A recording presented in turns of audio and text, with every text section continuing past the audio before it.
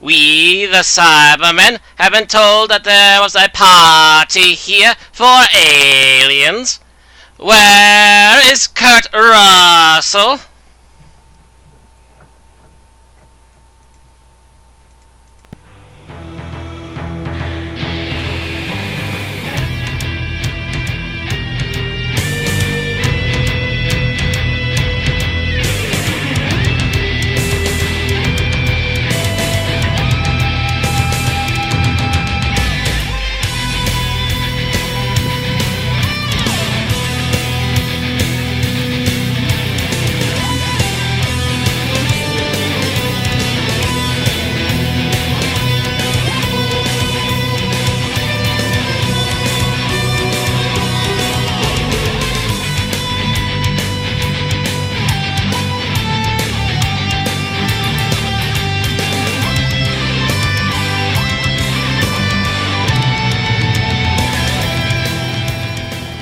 Alrighty.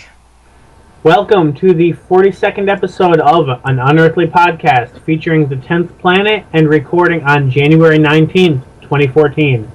I am the Man in Black, and with me are Mad Matt. Hello. And Ron Song. Always a pleasure. We've got quite a bit of news to go over today of varying directions related to Doctor Who. There's a new ebook called Tales of Trenzalore being released at the 27th of February, which is essentially, this is something that Stephen Moffat seems to like to do, which is just to release an ebook related to a high-profile episode. This one is about, I believe, 4 tales of things that happened while the Doctor was on Trenzalore during that, 500 years or so. Mm-hmm. I think closer to 800 years, but yeah. However long it was, these are stories that happened in there, which, really is a good idea. I wish the episode they were about had been better. Or at least included some more of the actual characters that popped up in this story. Would have been nice. Yeah. Because I'm seeing some characters I would have loved to have seen reappearances of. Um, on just that cover alone. Actually, I'm seeing something that impresses me even more. The page you got that from, the Doctor Who News? Yes. Had you seen the Returns in 2014 image at the bottom of that page? Or not the bottom, but right near the bottom of that article? Apparently showing Capaldi in his dress costume. Not see I've that. seen that picture a lot, yeah. Where is that on the article, did you say? No, yeah. Bill, on the side panel next to the article, down towards the bottom. Doctor Who Returns 2014. And it's a picture of Capaldi and, I Clara. see what you're Clara, talking about. yeah. Okay. Yeah, is that the first image that we... I think that's what he was wearing when he regenerated. Yeah. Okay, so I think that's still the 11th last outfit, yes. Yeah. Okay. All right. I was hoping it was... No, not that yet. would be They huge still haven't if shown that us was that. what Capaldi was wearing, but that's what Yeah. Smith was wearing. Spoilers. Yeah, I was going to say, had I missed a news article that his costume had actually been chosen? Oh, No, that was apparently not. the first thing I mentioned. Okay. No, we gotta wait until he officially comes up with one. Apparently he's picked it out already. Yeah. And apparently he had a large degree of the creative input on what that costume would be as well. So this obviously is not it yet, because that very much looks like the 11th Doctor's last outfit. Okay. The only difference is that the bow tie's been removed because the 11th Doctor dropped that at the end of the last episode. Yeah.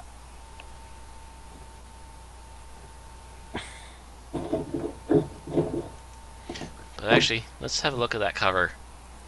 Okay, the green person, I can't remember for sure what that's from. There's an ice warrior there. The green mossy person. But yeah, there's an ice warrior, there's an auton, and that snake is the digital update to the snake from the 5th Doctor. I can't remember what it was called. What is this? I'm apparently missing something. The cover for Tales of the Chancellor. cover. of Chancellor, yeah. The snake, the digital snake. I can't. I know what you're To the referring Mara. The Mara, is that what possessed Tegan? Correct. Yeah, yes it was. Okay, so yeah, that's the Mara apparently. So we have Or the another Mara, version like it. Ice Warrior, an Auton, and what's the guy on the left? Yeah. It's, What's Moss Face? What's Swamp Thing over there? I know he's from something, but I can't. Yeah. You butt out. And actually, before I forget, jeez. I'm not actually sure. It might be a weed creature from Seeds of Death. Maybe not Seeds of Death. Seeds of Doom. Whichever one was the Tom Baker episode. Yeah, I'm thinking it's very much Fourth Doctor-ish. Fourth or late third.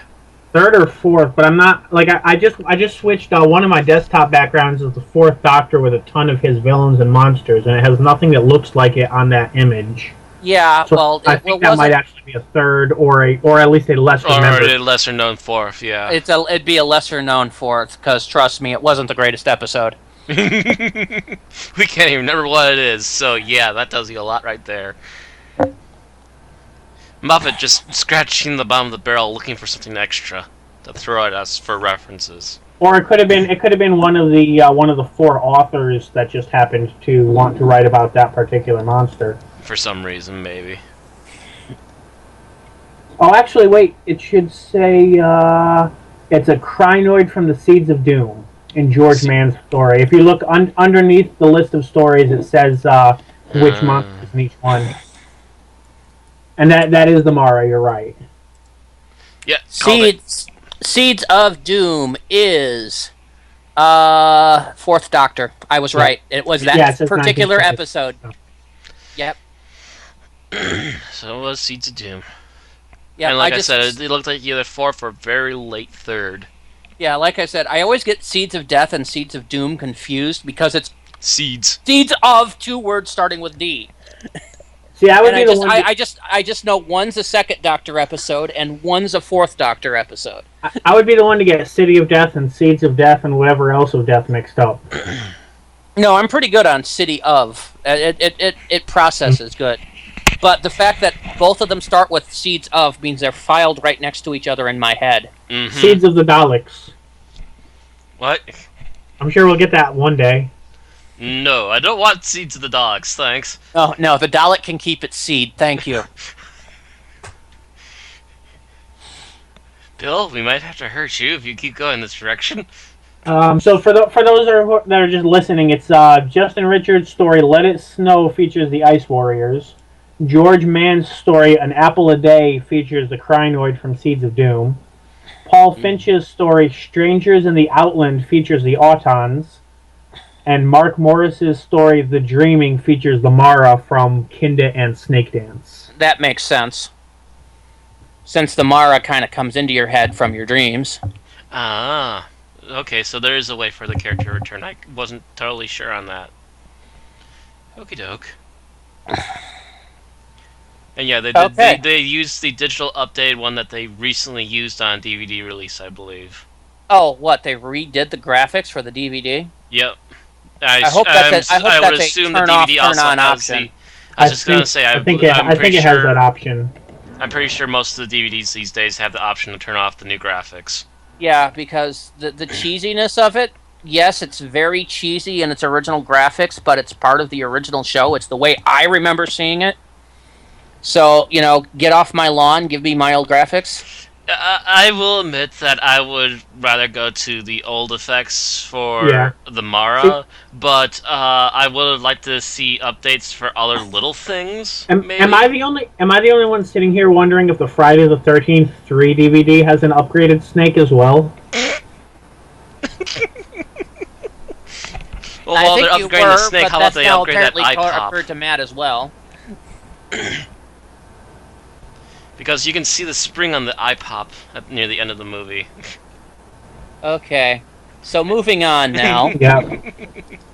Apparently, the Doctor Who inspired MMO Worlds in Time is going to cease operation at the end of next month. Calling it an MMO is a huge birth to the idea of what an MMO is. No, It's technically been it's promoted an as an MMO. MMO. It's been promoted as an MMO. MMO. Randy, have you actually played it? Yes, I have. Ugh. It is an MMO. Oh, calling it an MMORPG. Oh, that's the thing. They promoted it as though it were an MMORPG. Yeah, and it was basically an MMO puzzle game. And I don't really see where the MMO part comes into a single-player puzzle game. It really very seldom ever did. There was a social chatting area where you could wind up teaming up with other people to solve puzzles. And when I tried using it, it was always dead. That's because it was a horrible idea. Exactly. I think that's not because it wasn't an MMO, it's because it was a bad game. I tried it shortly after it came out. Those rooms were full, probably with Doctor Who fans, but pretty much everybody that I knew that played it was disappointed in it. Yeah, including myself. I played it discussing this briefly before. I played it once, realized exactly what it was and wasn't, and never came back.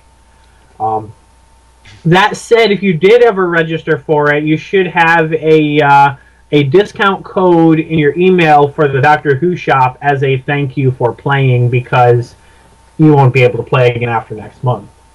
I never spent money. I don't think I ever spent money either. I never spent money either, but I still got the email with the discount code. Really? Should start checking my emails. There's a couple of them I don't check regularly anymore, so I might have to look. Because that would be very nice of them. Yeah, I'm pretty sure I never spent money on it. If I did, then I made a You're a bigger fool than we thought you were, Bill. Yeah. If I did, I made a horrible mistake. Because it's barely even a Facebook game, to be quite fair. Yeah, with you. pretty much. That was kind of my issue with it. Is I'd seen better Facebook games. Like for those not familiar with Worlds in Time, I think you can still register for it, but you're no longer allowed to spend money on it. It's essentially something. If I had like a 5 or 6 year old Doctor Who fan, I would probably give them to that to play the puzzles on it. Yeah, pretty much. Now you see, I would have loved to seen a true MMORPG set in the Doctor Who universe. Oh, you would have to pry me out of that thing, probably. Yeah, that would suffer the same thing for me that Star Trek Online always threatened for me, is that I would go into it and you would never see me again. Fortunately, after the first run-through of STO, it got pretty boring pretty quick. Yeah, you're pretty much just waiting for new content whenever it comes out. Yeah, but if you remembered when I first started playing STO, I was like on it constantly for like a week. I went from 1 to 50. I went from 1 to 50 in like 3 days. Yeah, I seem to remember when I first met you, you were pretty much always on STO. Yeah. Yeah, it's pretty much that time period right there, Bill. Yeah, it was right after I got a new computer and was actually capable of playing it. That was kind of my issue, was my old desktop was a piece of crap from like 2005. Yeah. Even 2005 looked at that and went, no. I upgraded it a couple of times, but it needed some serious overhauling to be able to play anything that had come out in the last 5 years. So, wait, my mother had they have Auton Romans in here? Since when was that? They must have actually added things. Probably. What are you referring to, did you say? There's a player character model that looks like an Auton Roman. They have a Roman outfit on. Got you. But yeah, I had just gotten that laptop for Christmas, so I was just abusing the crap out of it. Anyway, our next news story is that, tomorrow the new DVD of the Moonbase featuring I'm not sure how many animated episodes comes out. Is that released Europe or domestically tomorrow? That's a good question. I'd have to. That is released in Europe tomorrow. and will be Okay. released January Great. 22nd in Region 4, which is Australia, New Zealand, South and Central America, and then it'll be we'll get released February here. 11th. Oh, a birthday present! How nice! February 11th is a Tuesday. For those of you not familiar, Tuesday is the usual release date for films and movies and stuff around here, which is why I was raising an eyebrow when you said tomorrow. Okay. Yeah, it's a little. Well, not even that. It's just I'm like that's a little sudden. Yeah, the date that I had, I believe Wikipedia literally just states January 20th with no region-specific information. That's where I had gotten my release date. I wish I could the show more news- than just freeze frames of this, but I don't want to get us in trouble with the BBC Yeah, it's again. like you really should be able to, but considering what YouTube has been doing lately, and considering that's where we share this podcast, it's probably better to be safe than sorry. Yeah.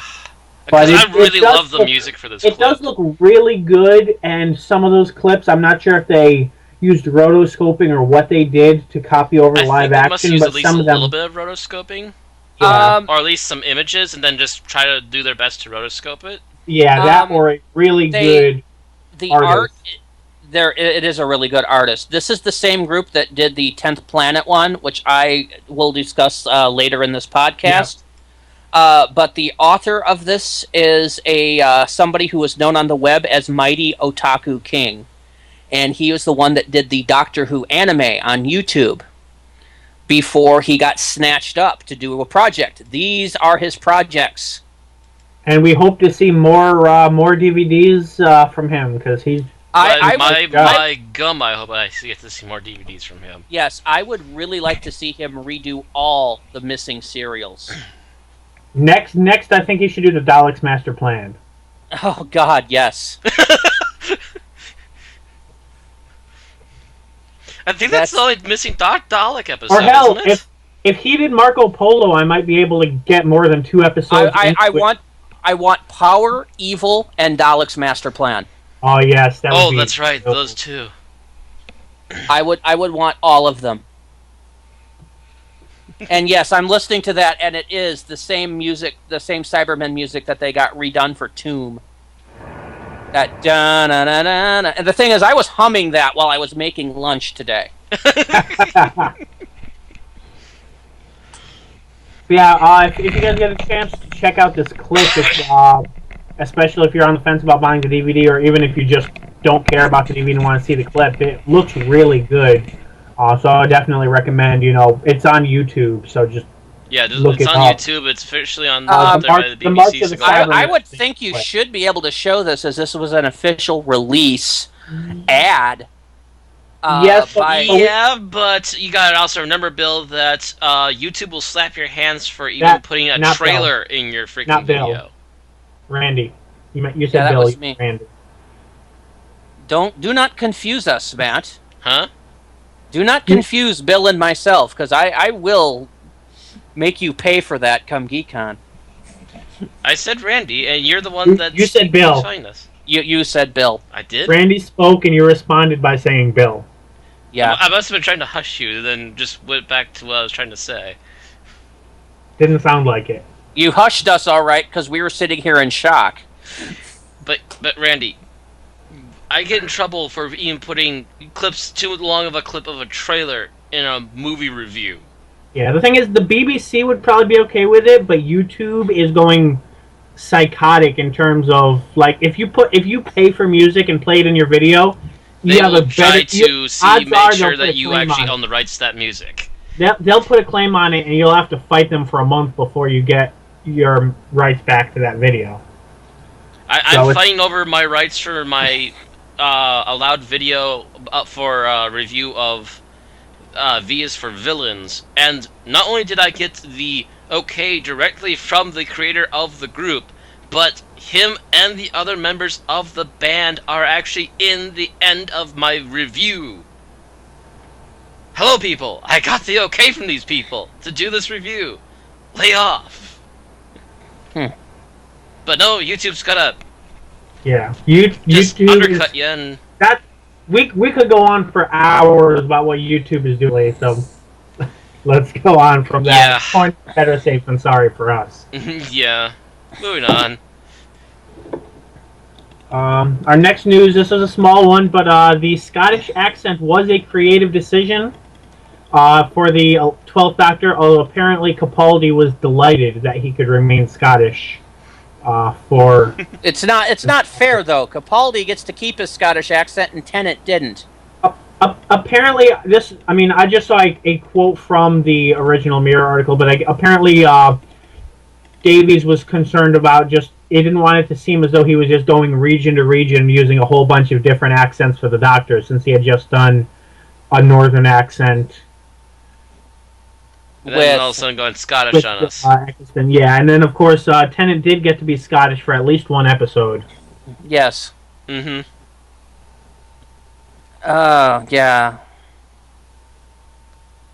It was also story related because the 10th Doctor ended up mirroring Rose's accent, I believe. Yes, he did. It was an estuary accent. Yeah. And it really was, I think, him trying to mimic Rose Tyler, and it was Tennant's accent was brilliant. Although I have to say, after my third or fourth time watching Day of the Doctor, I do agree with people that his accent kind of degraded over the years from lack of use. Mm. It doesn't sound quite as spot on as it used to. I didn't think it was that bad. I didn't think it was bad, but like I said, after watching it 3 or 4 times, you could sort of tell it doesn't sound the same way as it did 6 years ago. Mm. Some people apparently had great complaint about that, but they were also people who just hated the special in general. So yeah, smack them. Yeah, that's gotta be people nitpicking. Hello, Internet. I don't like to see this actor again. He has too many lines on his face now. Why is the Doctor so old? There's only been 3 Doctors so far. La la la la la la la. Speaking of Capaldi, if you want to... By the way, I did actually have to explain this to somebody who was of the opinion that John Hurt was now the 0th Doctor. So apparently that person had never watched The Next Doctor or The 11th Hour or Human Nature. What am I missing? No, or Nightmare in Silver. He completely misunderstood the whole concept of it and thought that his character actually preceded the entire original 26 series classic run. Oh, they thought that it was the pre-Hartnell Doctor. Yes. I'm like, no. No. That was a rumor before the special aired. Mm-hmm. But so I guess that person hadn't seen Night. That person also, he hadn't seen Night, and they hadn't seen any of the original classic episodes. Mm. So they thought that the whole loss of Gallifrey thing was a theme throughout the original 26 seasons. And I had to basically spend about an hour sitting them down and explaining all this. Yeah, the second and third Doctor eras would have been, and fourth would have been very different if Gallifrey had already been lost. Mm-hmm. Well, maybe not the second so much, but definitely the third, fourth, even the fifth and sixth. The end of the second would have been different. The end of the second, half of the Sixth Doctor's run would have been very different.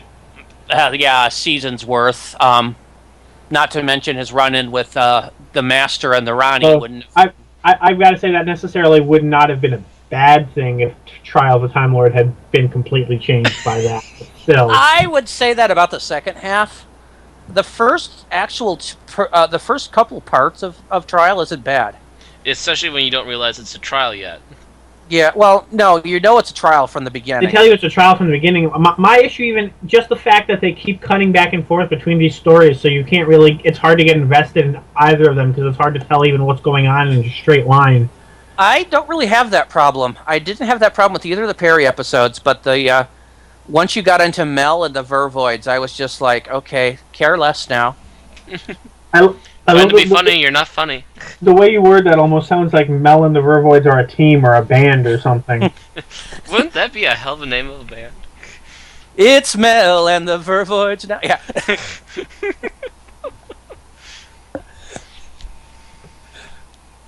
I don't even want to go there any further. What I was going to say though is, speaking of Peter Capaldi, which we've now digressed from, his the show that he was filming when he found out he was the Doctor starts airing tonight. At least in Britain, I'm assuming. I don't necessarily know American. It's called The Musketeers, and he plays the villain in 3 of the 10 episodes, if IMDb is to be believed. Yeah, he's playing Cardinal Richelieu in that particular production. I take it you know Cardinal Richelieu from the Three Musketeers? I read that book once, like 15 years ago. I remember nothing about it. He basically is a Catholic cardinal that basically wants to subvert the power of the French throne, so that England can take it over. I believe England is who he's working for. So I imagine he will have an English accent in that show. I don't know. He should have a French accent, but then again, everybody's speaking French. He is French. Richelieu is a French name. Okay. Oh, so he's a Frenchman in cahoots with English. the British. Yes. So I don't think his accent will have any bearing, unless he maintains his native Scottish accent, which is going to sound very odd. BBC America would be the right place to find the American air date, wouldn't it? If they have it, yeah. Well, it's a co-production with BBC One and BBC America, so they should be showing it, but nobody seems stopping the Musketeers. Why? Mind your own business. Oh, I've diverged into Monty Python. Yeah, it's probably just airing on BBC at the moment. If it is on BBC America, I hadn't heard anything about it. It's a co-production between the 2 of them, so I imagine it might be live if it's a co-production. Yeah, but I'm only seeing BBC One dates. That's why I'm trying to find it on BBC America's website. When does it start? I believe tonight on BBC One, or today. I didn't look at what time it was, or if I did, I forgot. 640, Planet Earth, Atlantis, Top Gear, The Real Sherlock Holmes. It is not airing today. Everything I've seen said the 19th. No, this is the BBC America schedule. Oh, you're saying it's not airing today on BBC America? Correct. Gotcha. Doctor Who. What's it called? The Musketeers? The Musketeers, yeah. Thursday. I am not seeing it at all on their schedule. Like, it definitely exists on their website, but I'm not seeing a date on it. Eh. Coming in 2014. Okay, that narrows it down. Coming in 2014. Coming spring. It's coming in spring on BBC America, so it's probably going to be done on BBC One by the time it comes in America. So probably. Yeah, so there's probably going to be about a 6-week delay. Yeah. And the reason that we get Doctor Who right away is the fact that the BBC is well aware that the American fan base will freaking download it and watch it. Which is the exact same thing the American Sherlock fan base did, because apparently Sherlock was finished in Britain before airing in America as well. Yeah, but they weren't aware of that one. If a show becomes really popular, that will happen, and that might eventually push for a lot more BBC One, BBC America simulcasts. Not true simulcasts, but like the 6-hour delay ones. Yeah. 6-hour delay I have no issue with. Yeah. If you're going to delay it by weeks, you're pretty much shooting yourself in the foot. And then they're going to be like, why is nobody watching things on BBC America? Because you take too long. I know Australia has this problem because they refuse to let anything air prior to its launch date in the UK. Australia has to wait a week for new Doctor Who.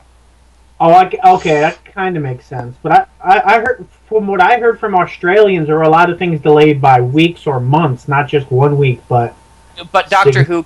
Doctor Who gets a 1 week delay. I That know must this. that must I be know rich, this. then. It's been going on for a couple of years now. I talked to my friend who lives out in out by Melbourne. When did the U.S. start getting it the same week? 2010, 2011, Okay. somewhere in there. Something like that, yeah. It was not until the Matt Smith era. Right. Mm-hmm. Which, yeah, that's when the American fan base started to really snowball. Yeah, well, that was also when BBC America got clamped down as the exclusive Doctor Who Sure, title yeah, that. holder and started co-producing. Yeah. Before that, Doctor Who had been on Sci-Fi Channel, or Which Sci-Fi, did a whatever you terrible want to call job. it, the Syphilis Channel, whatever. And there was about a 3-month delay between broadcast and air, or between Which is- UK And broadcast. then they wondered and why no air. one was watching. Which is what Yeah. we're getting with the Musketeers. And again, this is also the fact that they could be looking at this and going, this isn't going to do well. This is also, I think, a mini-series. It's 10 episodes, so it's Yes, basically but the it's- same length as a Doctor Who season. Yes, but I don't. What I'm talking about is that I don't think it really has any plans to be continued beyond those 10. Oh, I got episodes. you. Yeah, it might not, yeah. Mhm. So we'll see. Or if they do, they'd go into one of the other Musketeer books, maybe. Mhm. Because we know after this, Capaldi's going to be busy. Yeah. But then again, if he's doing 3 episodes a year, he probably would have time to do that anyway. True. He won't be able to do probably a full 10, I'd find 10 it- episode season. Now, I would find it funnier than hell if they ever did an episode where they go back to Musketeer era France and he gets mistaken for Cardinal Richelieu as an in joke. That I would would find that amusing as hell. that would happen if Moffat was one of the writers on the Musketeers, but hopefully, Yeah. hopefully he's not. Um, He has enough shows to work on. Yeah. Really? I'm not Although who knows? seeing Maybe who the writers are. Gaddis is. Let me pull it up on IMDb. Please don't. Full cast. I don't want either Created of them. by Adrian Hodges. Never heard of him. Gaddis does not appear on the writing. Neither does any other name that I'm familiar with. Okay. So, no Doctor Who crossover. No. Moving on. Moving on, we have this article about the 12th Doctor that can be largely open to interpretation. Is that open on the stream yet? Yep. Can't. Okay. I'm getting a severe delay on my side. But let's see the exact. The new Doctor is supposed to be madder and less reliable. Also quoted was less of your boyfriend than the 2 most recent Doctors, or even 3 most recent, because Eccleston was, well, Kinda, sorta. kind of her boyfriend, but neither one of them were entirely exclusive at the time. Mm-hmm. I'm Sorry. sorry. It wasn't the healthiest of relationships. No. Right. But apparently they were both fantastic.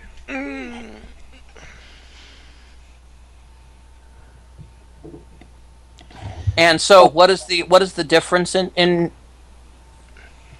In the translation of what Moffat's saying, yes, I believe you two had a I difference of believe opinion. the words "matter" and "less reliable" screams Colin Baker to me, which could be a bad thing because we Yeah, don't whereas- need a repeat of some of those episodes. Whereas Please, when for I the love of think God. when I think of a Doctor that is mad and unreliable, I think of the eccentricities of the 4th Doctor, especially as a contrast to the Doctors we've had recently. Yeah, I'm actually with Bill on this one, Matt. When We're also say- talking about Moffat here. It really sounds like it's going to be a Colin Baker. It does also use the word fiercer, which does lend some credence to Matt's idea. It says the exact quote is, "We're going to give Clara a Doctor who is much older, fiercer, madder, less reliable doctor who leads her a merry dance. I don't think that's an exact quote because that's terrible grammar if it is, but I'm going to assume they just left a word or two out there.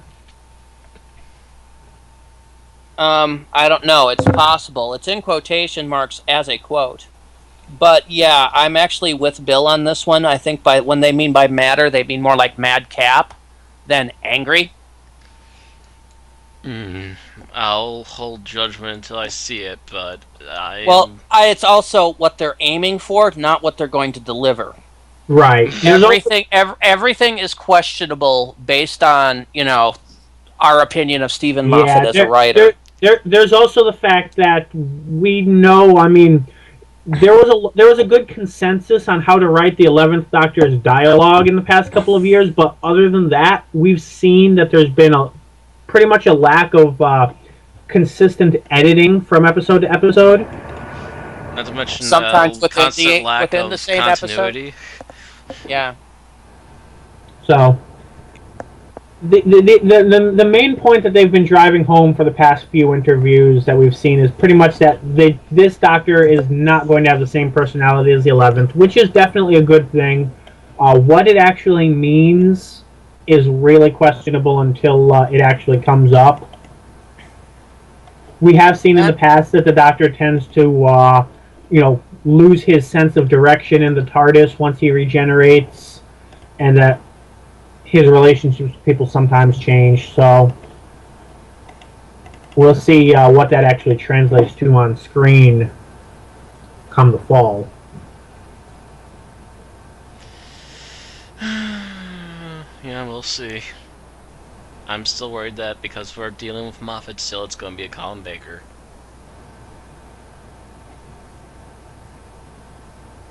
To be honest, there was nothing wrong with Colin Baker. There's nothing wrong with Colin Baker himself, no.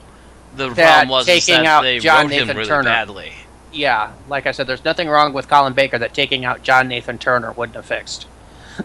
And there's nothing wrong with Doctor Who right now that taking out Moffat wouldn't fix. Maybe depends. If he's replaced by Gaddis, I'm not sure. Maybe Michael Grade as well.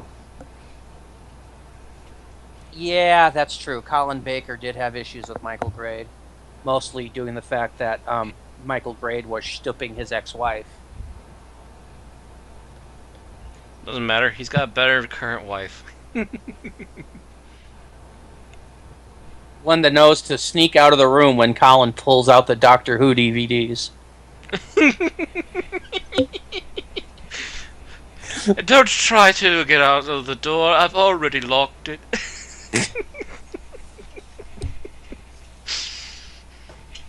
Did you hide the package? I wonder if he's nearly as much of a troll at home as he is in public. I don't know. I think it's just his personality. He has kind of the Shat personality. Yeah. I think he really likes to play off the troll because that's what we are used to in his character. And he doesn't mind throwing it out there once in a while when it's all in good fun.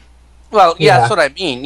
William Shatner has two personalities. He has William Shatner, as he is around the house, and he has the Shat, which is the hammy, overacting,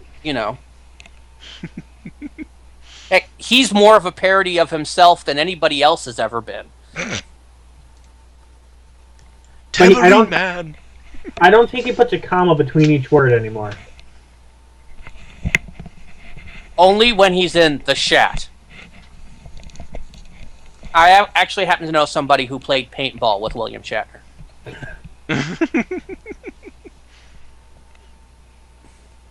If you're like in an altercation with William Shatner, does the fight music from the original series start playing in the background? Well, that's what this guy did. Is they were getting down to the last few, and he started doing the music. He's like, "No, you're not Spock."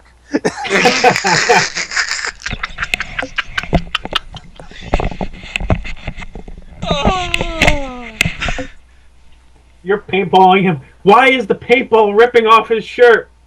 Because it's Shat. But no, I'm pretty sure Colin Baker has the same kind of thing. He has his home persona, And then he has his Colin Baker Sixth Doctor persona. Pretty much. Where, unlike Tom Baker, who basically has... Is Tom Baker always. Yeah. You won the Doctor. Oh, hello there. But no, so we don't know what they're really going to mean, and if they can deliver what they are meaning. We're not going to know that for a while. That said, if they try to write him like they wrote Colin Baker, I'm pretty sure that Capaldi himself would have a few choice words to say. Apparently, he has had some sort of clash about scripts already. So, and we know that he's an acclaimed writer. So yeah. So what'll happen is they'll have an argument, and Capaldi's just going to bean Moffat over the head with his Oscar. Oscar, bitch. This can only be a good thing. Mind you, the greatest moments of the Tom Baker era was made with Tom Baker essentially working as showrunner. Not officially, but technically. Unofficially. Helping with the technicals. But he was the one that was sitting there. It's like, wouldn't this line be better if I said this instead of this? Or as he would make all these changes. Yes. He's also the one that believed in following what the children wanted out of the show the most, which led to more episodes of K9 and Daleks. He also shed tears for his bacon sandwich. Yes. But so it was he made sacrifices. Mm-hmm. His witty lines and patter were largely Tom Baker's creation. And when we saw John Nathan Turner take over, we saw a large chunk of that disappear.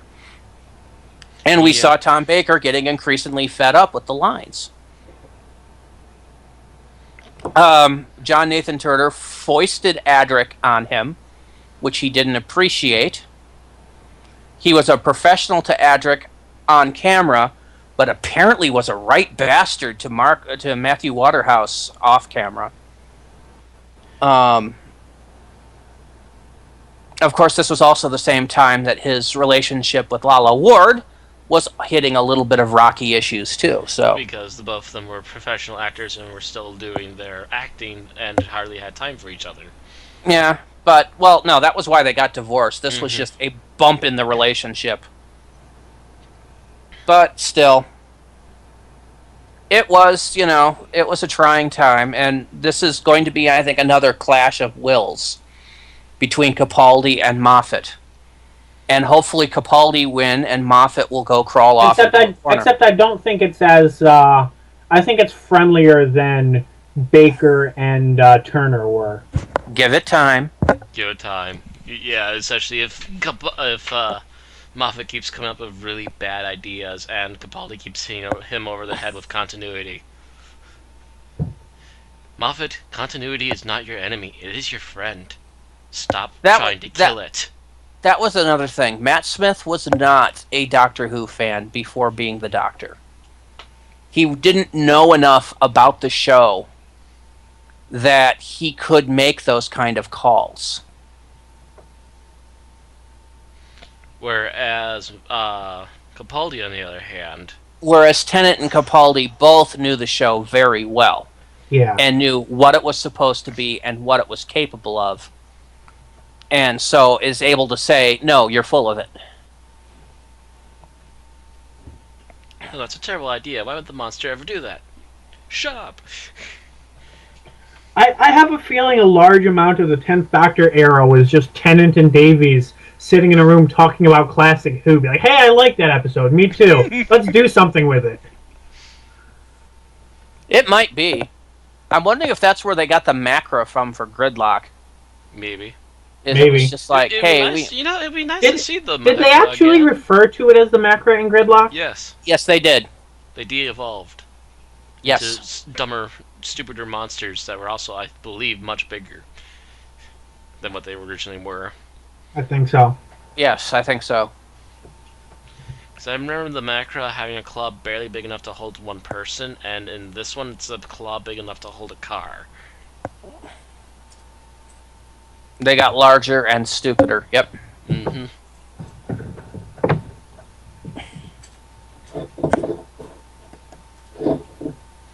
And our last bit of news is the National Television Awards. There's, well, by the time this goes on to YouTube, probably about 2 days left of voting. There's about 2.5 or so now. We probably should have mentioned this last week, but it did escape us at the time. We're not perfect. Yeah, We do definitely occasionally not. miss pieces. We do not see everything. And we don't live in England, so we don't get all the little notifications on all this. Right. We have to So, dig for it. Matt Smith was nominated for, what was it, Best Dramatic Performance, I believe, or Best Dramatic Actor. Doctor Who was nominated for the drama category. So if you're interested in these awards, you know, or even if you like voting for things, is voting restricted to England? Yes, it's the National Television Awards for Great Britain. I was True. gonna say, my looks at the website. So you've got to be England, Scotland, Wales, and North Ireland. I didn't even realize right away that it was British because it's a .com, not a .uk. It is, though. It's the NTA. But I am saying it's British, yeah. It is the National Television Awards. They Doctor Who did an opening for that a couple years ago. Yeah. With the host oversleeping and. I think you can actually physically vote anyway because I'm capable of voting. It looks like. Yeah, you can go to the homepage.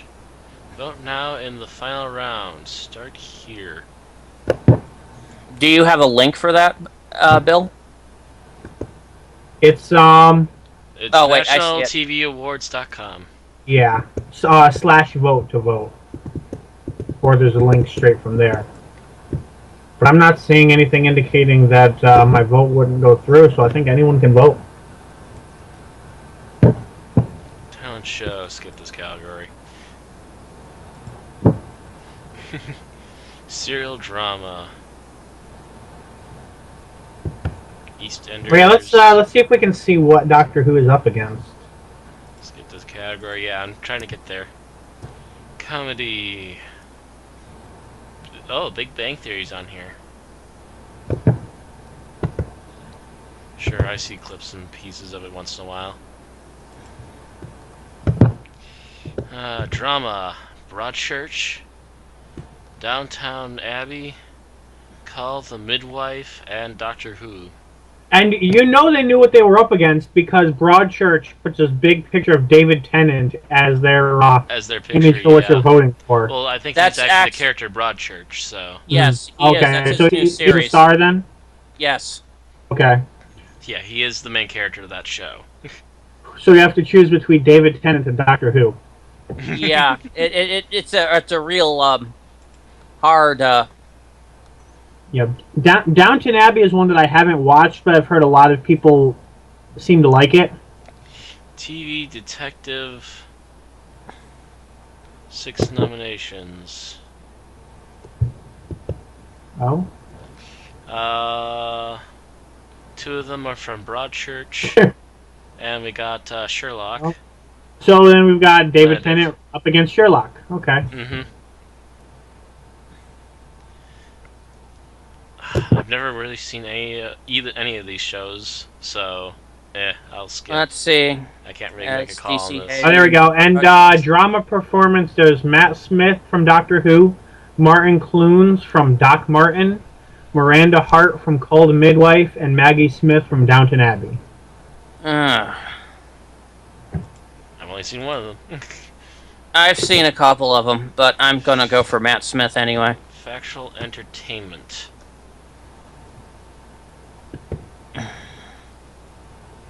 Oh, I gotta go for Top Gear on that. Oh, yep. Just finally scrolled down and saw Top Gear, like, oh! Daytime. I'm gonna skip this category. Yep. I don't watch daytime British television. No, I don't. Newcomer, don't know any of these. Extra and EastEnders, Coronation Street. Oh, they're all from British soaps. Pretty much. Serial drama performance. Coronation Street, EastEnders, Coronation Street. Skip this category. Yep. Documentary. Oh, there's one about Spy in the penguins. Huddle. What isn't there always one about I'm gonna fandoms? skip this because I haven't seen any of these. Yeah. Entertainment presenter. Oh God, Graham Norton or Alan Carr? Oh God, I I'm think gonna I've have to only go for seen Graham. Graham Norton, so I'm gonna have to go for Graham Norton. Alan Carr is close, but he's a little weirder than Graham Norton. entertainment Best entertainment program Why, is for the why, Graham why, Norton show. why didn't they include Jenna Coleman under newcomers? I don't know. It looked like it was all votes. Please enter your Oh, details and complete the security puzzle and submit vote. Name, email, confirm your email. Oh, does it? No, it's still not a restriction. It's name and Okay. email. Oh, to make sure that one person doesn't vote multiple times. Yeah.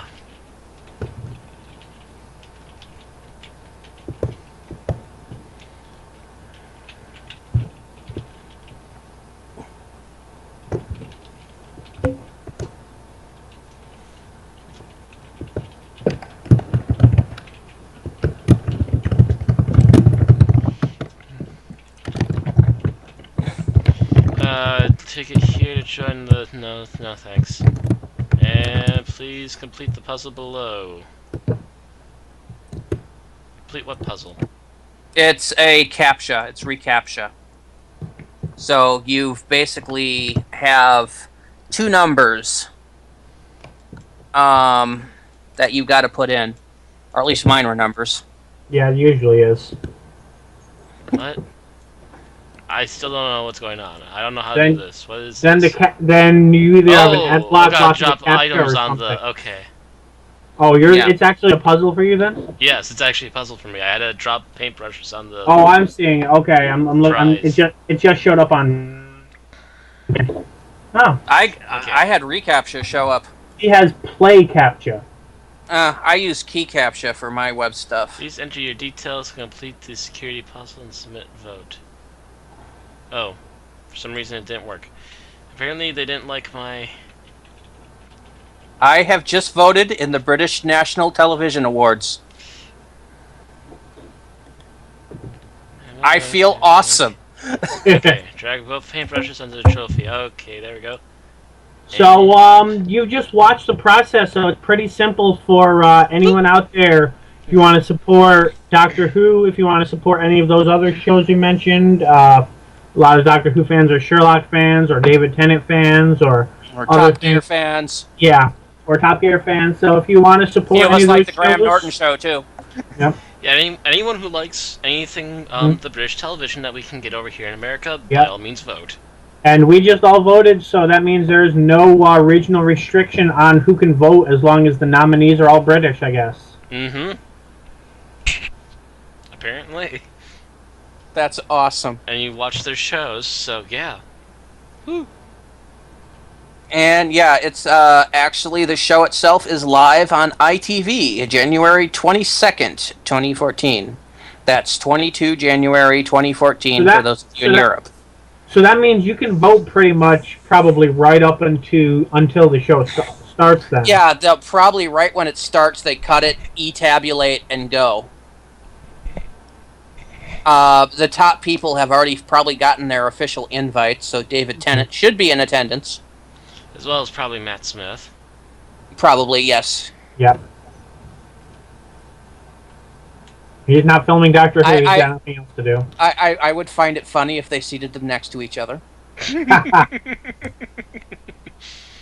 Just see if they actually do the same thing again. Would they compare screwdrivers again?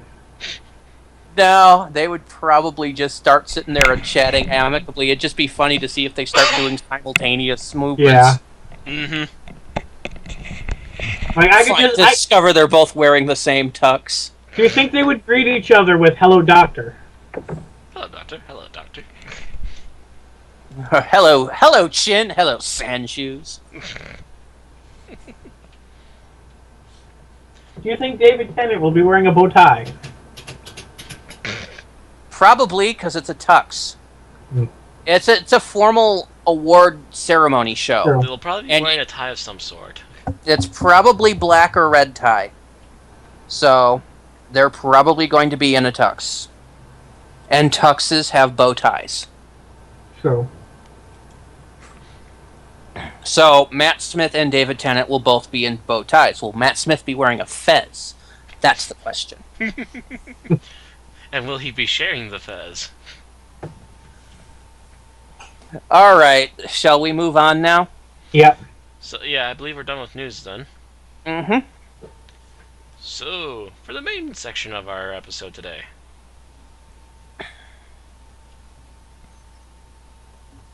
This the episode today is the 10th planet. So for those not familiar with it, this is the second episode of season 4 and the final episode of William Hartnell's run as the Doctor. His second.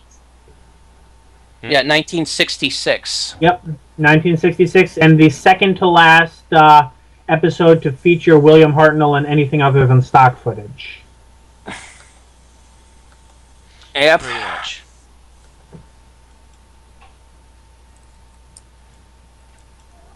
So who wanted to describe it, or do we want to talk about regeneration first?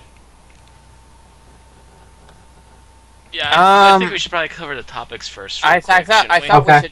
we should cover the plot summary. I'd think. Okay, yeah. So who wants to go ahead and do that then?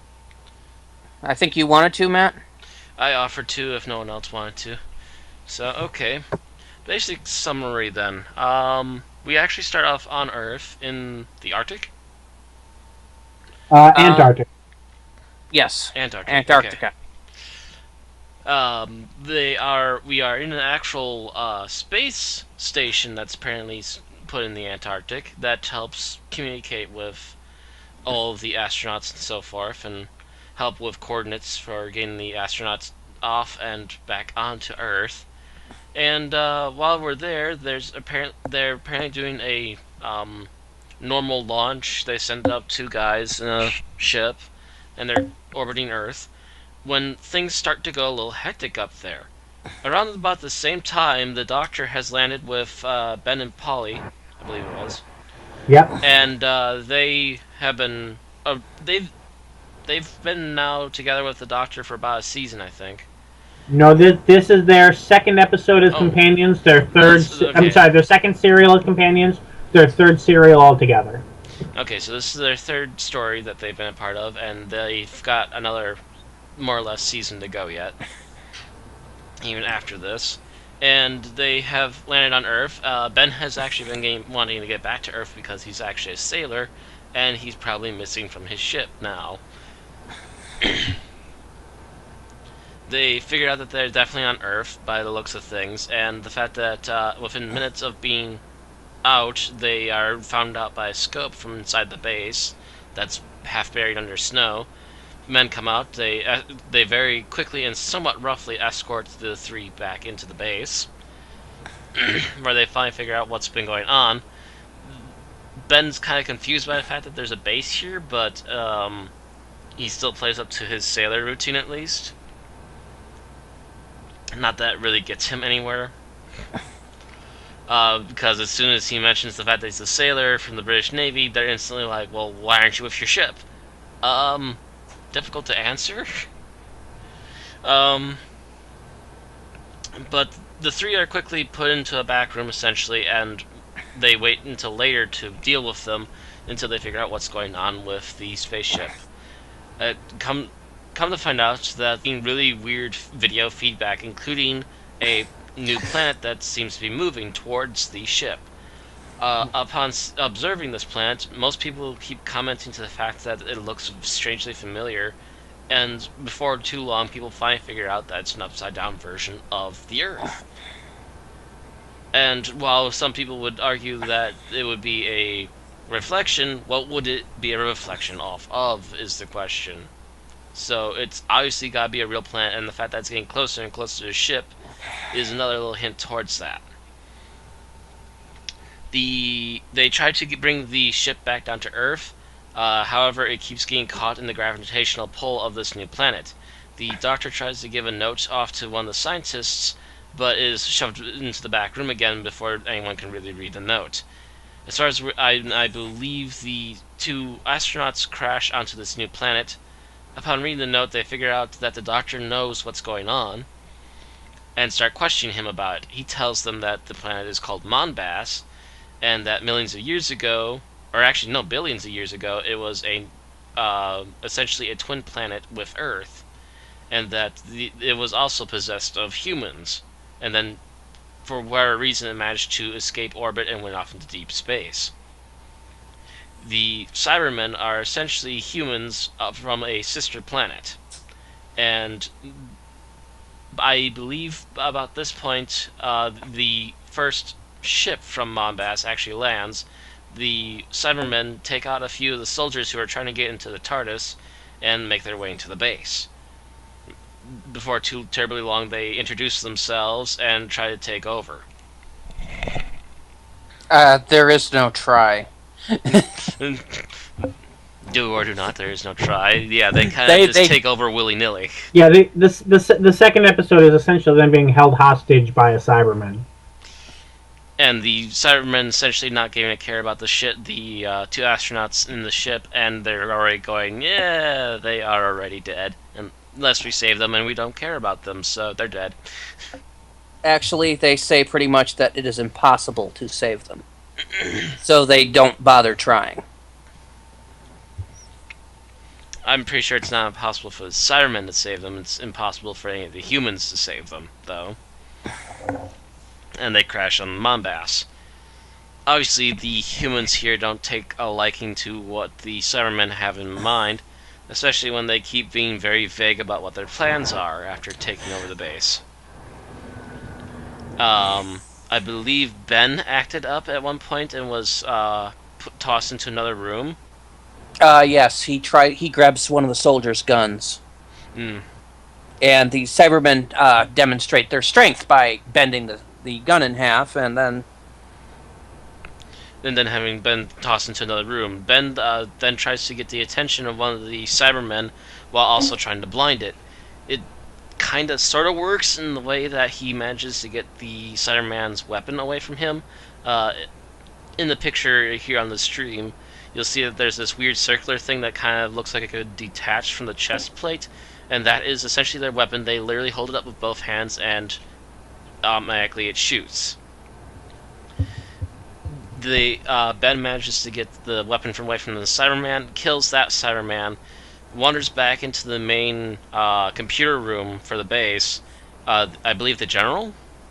Was he a general, or was he? Yes, the commander of the base was a general. Yeah, so the general, when Ben comes quietly wandering back in, takes the weapon away from Ben, shoots all of the Cybermen with it, and they collect all the weapons. They then wait for the next round of Cybermen to try and appear and take them down as well. While all this has been happening, they finally get in contact with their superiors again, only to find out that the general's son has been shot into space, and the general is trying to find a way to save his son, no matter what the cost, and try and bring him back down. The fight with the Cybermen ensues, but also the son keeps losing energy every time he gets near Monbass because of the apparently Monbass is absorbing all the Monbass is attempting to absorb all the energy from Earth while also planning to destroy the Earth at the same time. The Cybermen do come back again with another round that actually doesn't get instantly killed off. I forget. I think it was like a. It was they came back again when the people aligned with the trio from the TARDIS stopped the general from launching a nuke that would not only destroy Mombas, but also would probably destroy half the Earth as well. At least make it unlivable on half the planet. A lot of people pretty much agreeing that even though we're under invasion, this is not the time for brash, stupid decisions that would kill thousands of people. Or billions, actually, at this point, of people. So they stop the nuke from launching. The Cybermen, after the nuke is stopped, come in and take over the base again. They demand that the nuke be pulled apart and stopped, to which Ben and a couple of other men are sent to the, I guess, the launch pad, if you will, the underground launch pad, to try and pull out the nuke. While they're there, they come across the idea of, well, why aren't the Cybermen themselves doing it? Literally, one of them could probably do this on his own, because they're relatively strong people. They come to the idea that they must be weak against radiation and actually drag one of the Cybermen in momentarily to see its reaction to radiation, which it starts yelling and falling backwards and leaves the room again. Also, back in the computer room, the Doctor has been talking to the the Cybermen and the Montbassians, as I was trying to call them. He's been talking to the Cybermen and figures out that their plan is to invade the Earth, take all the people from Earth, and take them back to Monbass, where they would all become Cybermen as well, and then destroy the Earth and move on. To which the Doctor does warn the people in the underground launch pad what's going on, and they manage to figure this plan out on their own. They manage to take uranium rods, I believe, and start to put up a fight with the Cybermen, managing to kill most of them. While this is all happening, the Doctor has also been taken back to the Cybermen spaceship with Holly, and they are both essentially put into seats with cuffs on them to be apparently taken back to Monbass. So while the fighting ensues inside the base, Ben finally gets enough time after they kill most of the Cybermen to head back up to the Doctor and yeah, it was Polly, wasn't it? Polly was the name of the companion, yes. Yeah, the female companion's Polly. I keep kind of sort of spacing on her name. I believe it was Polly, yeah. He comes back up to the two after they watch Monbass explode because it took too much energy from the Earth. He sets Polly and the Doctor free. The Doctor is acting really strange at this point. He actually did collapse at one point for like about half an episode. And he's still sounding really, really strained and strange. And he quickly wanders off towards the TARDIS alone, very quickly, and while there he undergoes the process to finally begin the first regeneration. He collapses, which allows the TARDIS to unlock its doors. The two companions walk in, and they see the Doctor on the floor momentarily before he begins to glow and change into the second Doctor. One thing regarding the summary I just want to bring up before we go into other things. I really like the pacing of the way the episodes are paced out. Some episodes in this era have a bit of an issue, but here you have the first episode is very clearly, the humans meet the Doctor and his group, meet Mondas, and then the Cyberman shows up the cliffhanger.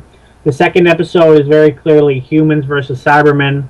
The third episode is very clearly what to do about Mondas, and then the fourth episode is very clearly all of the conclusions to all of those plots, Doctor versus Cybermen and everything else. Mm-hmm. Ending, of course, with the regeneration, as compared to stretching this out over 7 or 8 episodes, as some serials might have tried to do. Well, again, sometimes with a lot of the serials from this era, they would either have to take what was written for a greater amount and compress it into a shorter amount, or vice versa, because they were budgeted to do X amount of episodes per year, and I think it was like 50. And it was close to that, at least, yeah. And they had only X amount of scripts. So in some cases, yes, the episodes got padded out. Mm.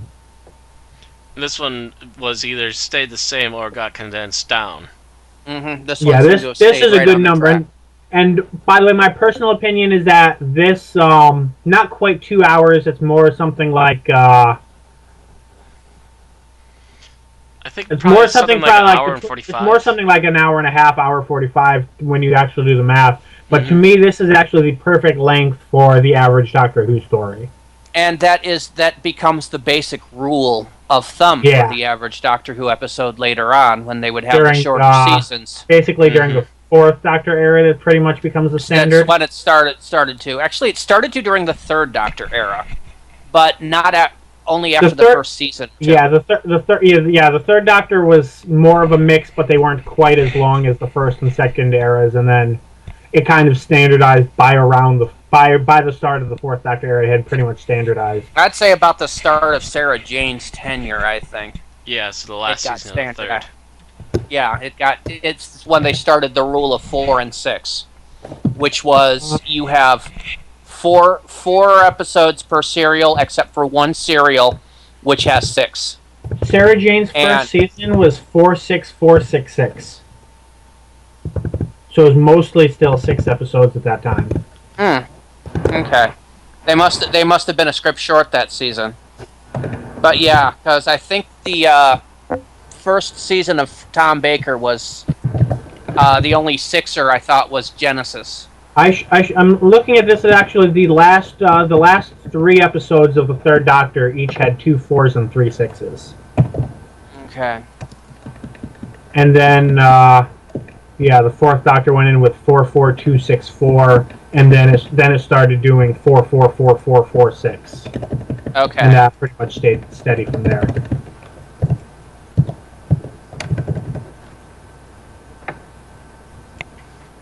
Yeah, and then it only started to change up at the tail end of the fifth Doctor, when they tried to make the series 45 minutes as opposed to 25. Right. And that required some changing. And then they got into the uber short seasons of the seventh Doctor, where it was like 13 episodes, half hour each. And that changed the format as well.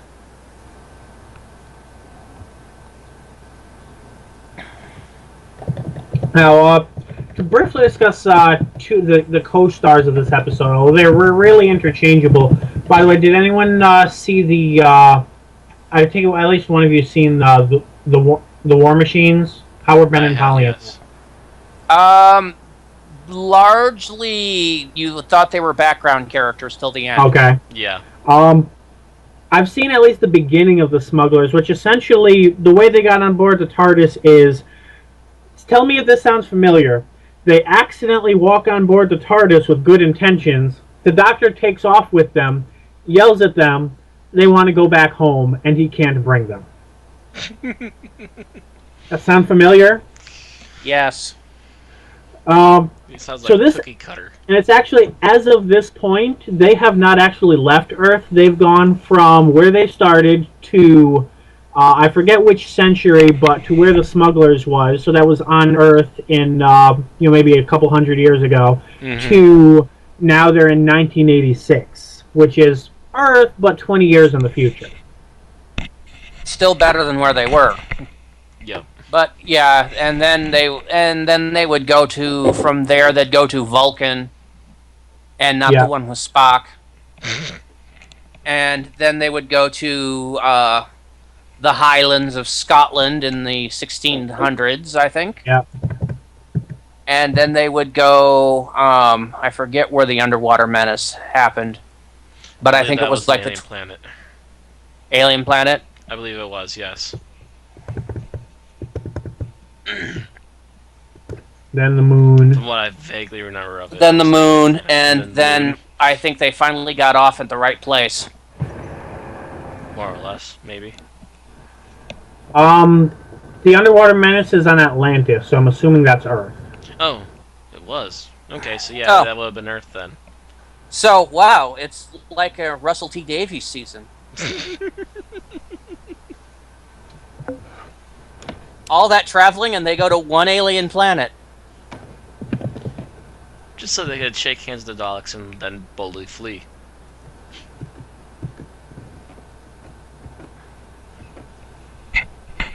Yeah, Ben and Polly were kinda bland. Yeah, they're probably... There's a couple of reasons for it, but they're pretty much the least remembered and least discussed companions, at least for having a full season on the TARDIS of the classic era. Part of this is because there's not a single complete serial with them in it.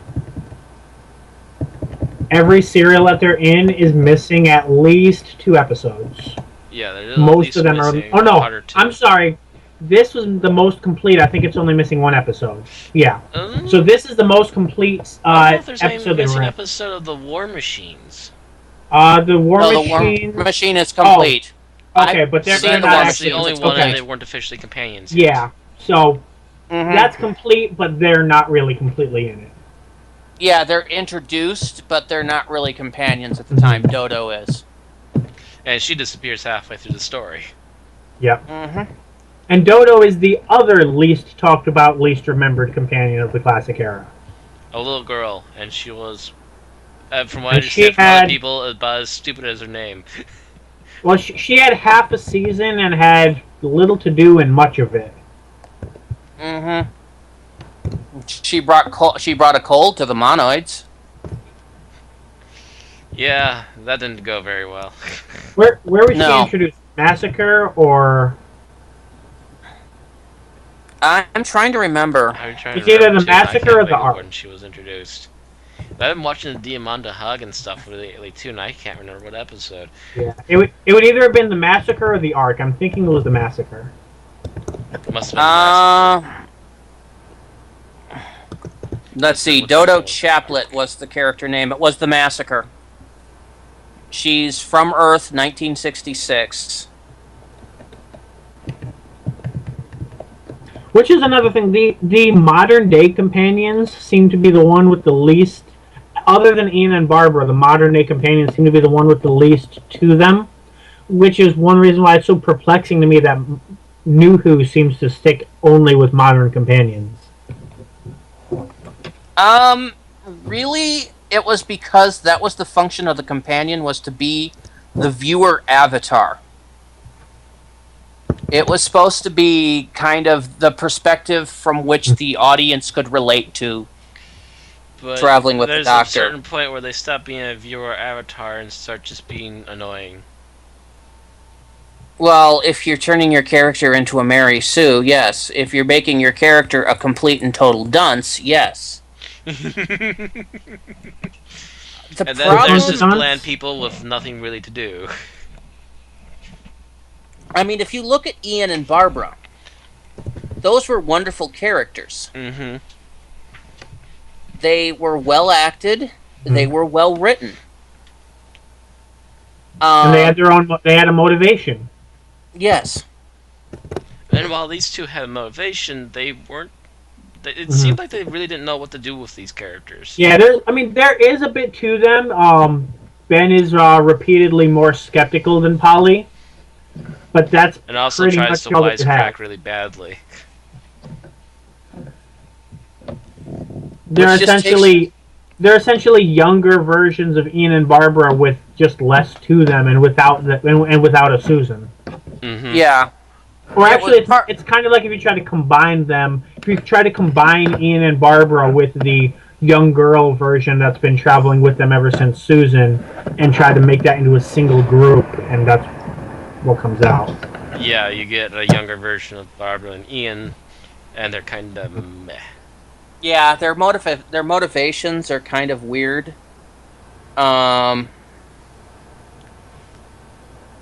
I believe Polly just wants to be wherever Ben's going, and Ben just wants to get back to Earth so he can get back to his ship. Yeah. Yeah. Basically, Dodo meets them in a club. Mm-hmm. As I recall, yes. Basically what happens is they meet him in a club and eventually tells them that she's going to stay in London. The Doctor, they stop by the TARDIS outside and tells the Doctor thanks them, heads into the box, who Ben and Polly follow because they're going to give back Dodo's key, and the Doctor is already in the process of starting the TARDIS. Yeah. It's like, oops. Like, Doctor, you really need to either lock the door behind you or just stop taking off without looking. I can't say that because Ian and Barbara, he knew were in the TARDIS when he took off. So. Oh yes, he did it deliberately because they knew too Yeah. much. They knew too much, and at the same time, not enough. And, there is some character growth with the Doctor as well, because when he picked up Ian, and he was adamant, "Oh, I know exactly how to drive this thing." Here, by the time of the Smugglers, he's pretty honest. I have no idea how to get where I want to in this thing. And that ability comes and goes over the course of the years. Yeah, it came in season 6B again, arguably, and then it came during certain points of the Fourth Doctor's era, especially when he wanted to impress Romana. Oh, and you could tell he was really trying to impress Romana.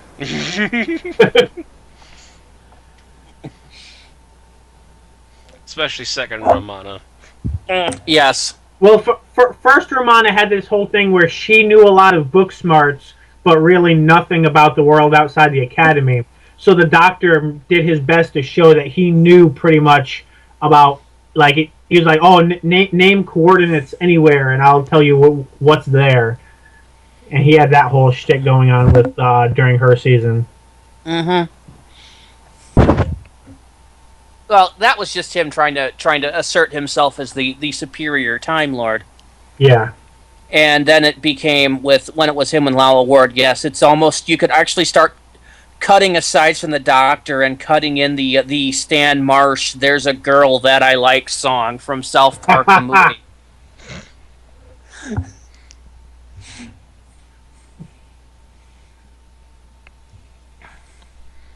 Because she was also a little bit crazy, to be quite honest.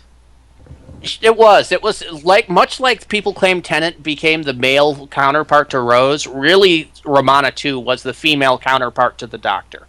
Yeah. That was kind of.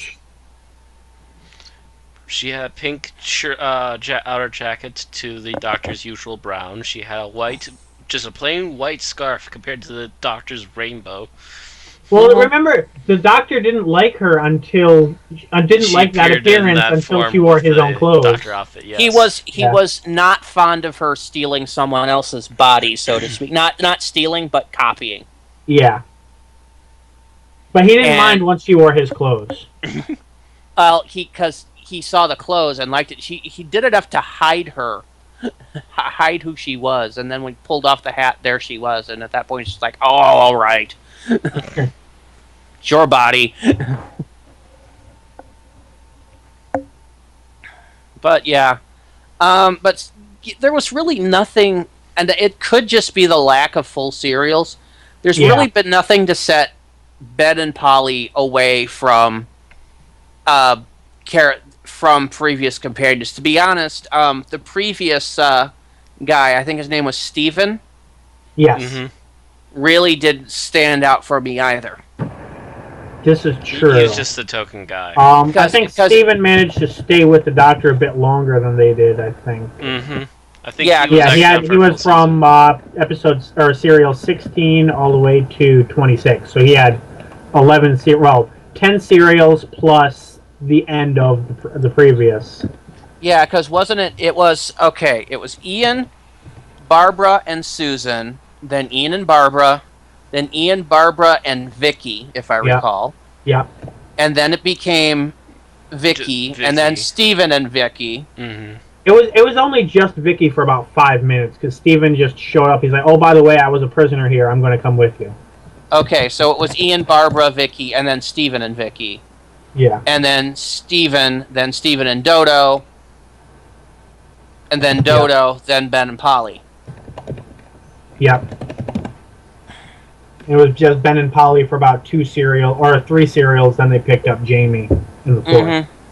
And Jamie stayed the course as long as he could. Yeah, but Jamie stood out, and really, of companions that stand out in chronological order, it's really Ian, Barbara, Susan, and then Jamie.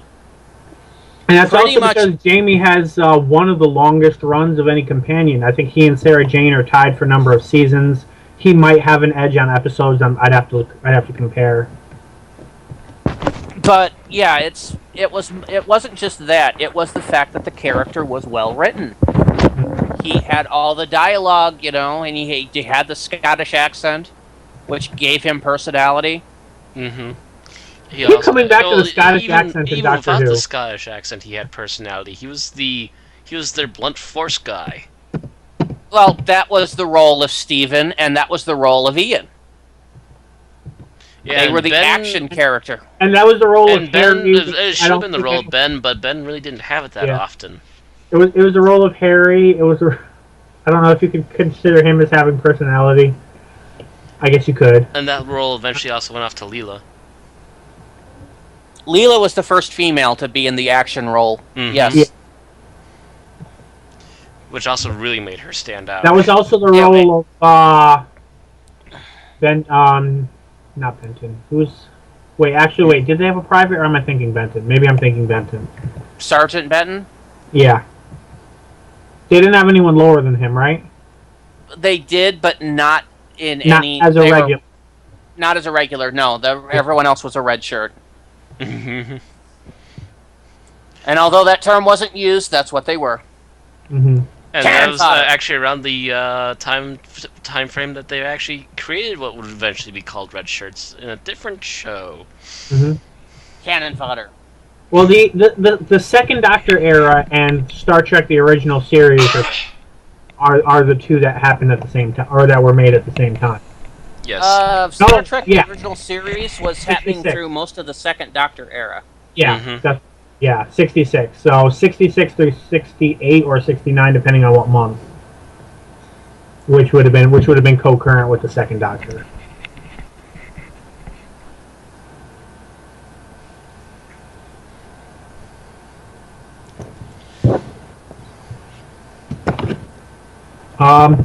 The other main thing to talk about with this is that this, of course, is the first of what would eventually become known as regeneration. Now, the first two regenerations are kind of different, largely because that term didn't really come to exist until 1974 with the Fourth Doctor. It was the first time it was actually referred to as regeneration. So these two, up until finally, I would honestly argue that Time of the Doctor is really the thing that set the first two regenerations in stone as regenerations. Because that's where you really can't argue, no, it was the TARDIS, no, the Time Lords did something else. They're very clearly regenerations as of now. But up until then, this episode, this event is never referred to as a regeneration. And neither is the second one, which we'll see at the end of the War Games. Mm-hmm. But it was still in the canon as them being regenerations. They would mention them in, like the Doctor Who illustrated A to Z. Mm-hmm. But in terms of, since Doctor Who is very good for only what's on screen counts, the first time they're actually referred to as a regeneration specifically on screen is Time of the Doctor, isn't it? No. You can kind of count the fact that the Time Lords consider them separate entities in the Three Doctors as kind of proof, but I don't know if and the fact that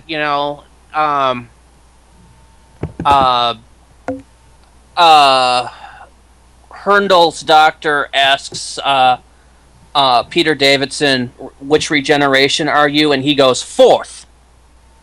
And he goes, oh, wow, there's five of me now. Okay, that's a good point. So that actually predates this.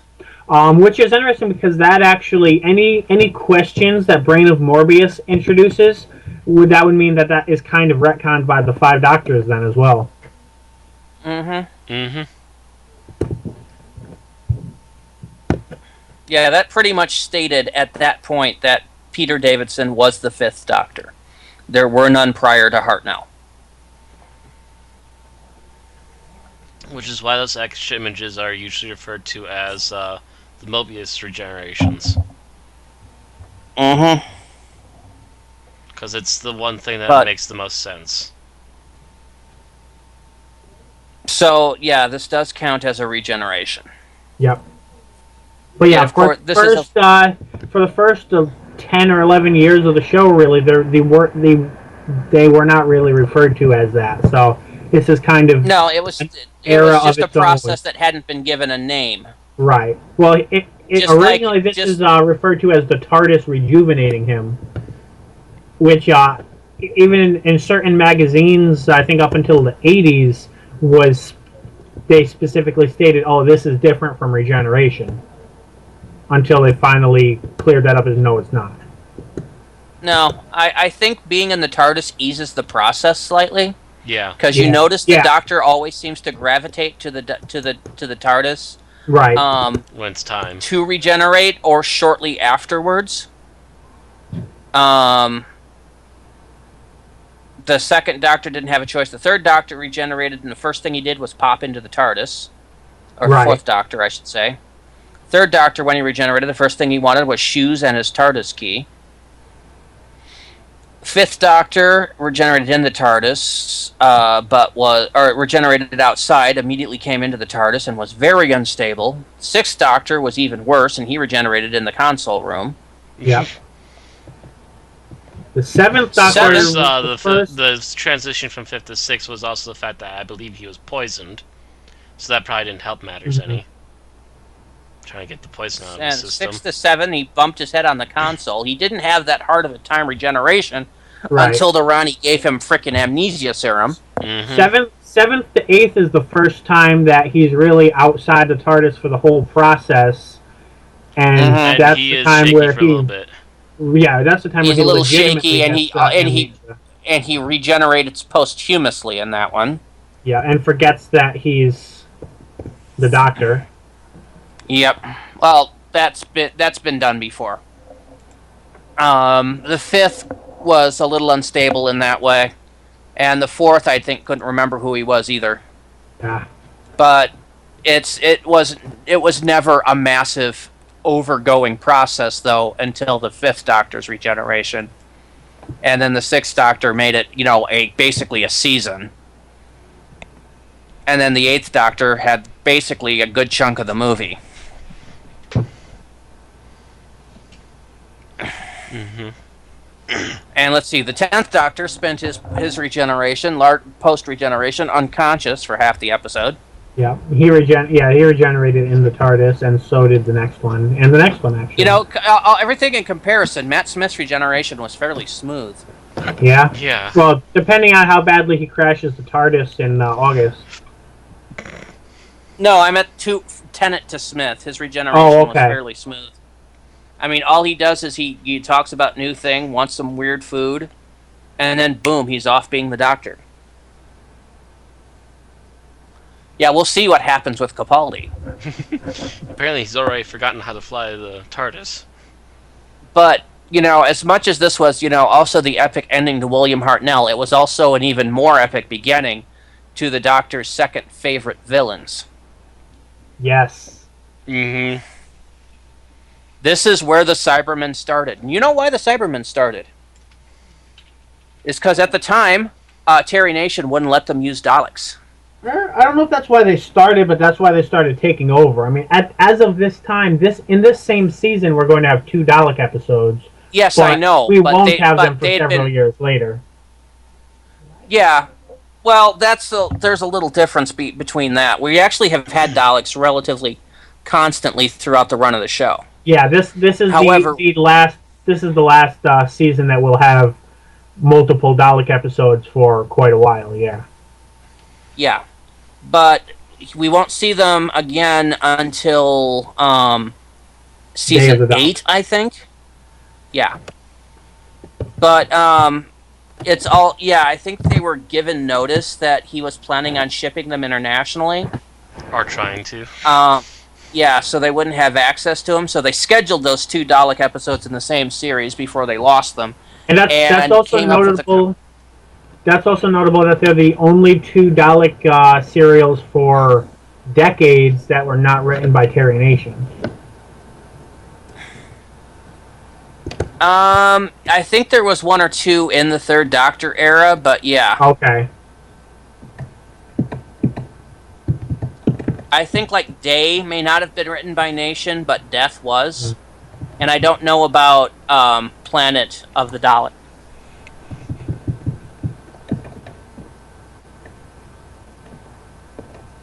Okay, actually, Day of the Daleks was a season 9 opener. So yeah, we go from season 4, which is our third year in a row with 12 or more Dalek episodes, to season 9 is the next time we see them again. Yeah, when I said season 8, I was guessing.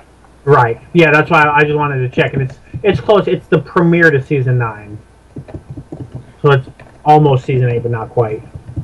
Which, if it was season 8, it probably would have been the Master and the Daleks, or at least you would have had a good chance of it. Anyway, basically knowing that they were going to lose the Daleks, and knowing that every time they had an episode with the Daleks, they had to pay royalties to Terry Nation. Mm-hmm. Two of the production staff, Kit Pedler, who was the unofficial scientific advisor to the show, and Gary Davis, basically sat down and started discussing an alternate monster, an alternate reoccurring villain for Doctor Who. And after hashing it out for a while, what they came up with was the Cybermen.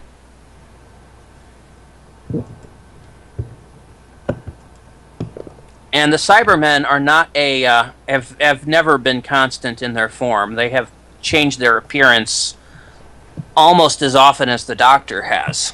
Just about, yeah. But that's also because cyber technology keeps updating, don't you know? I mean, here they're wearing what looks to be like vinyl body stockings, essentially, with the metal apparatus on them, and they have that bizarre way of talking. Yes, they do.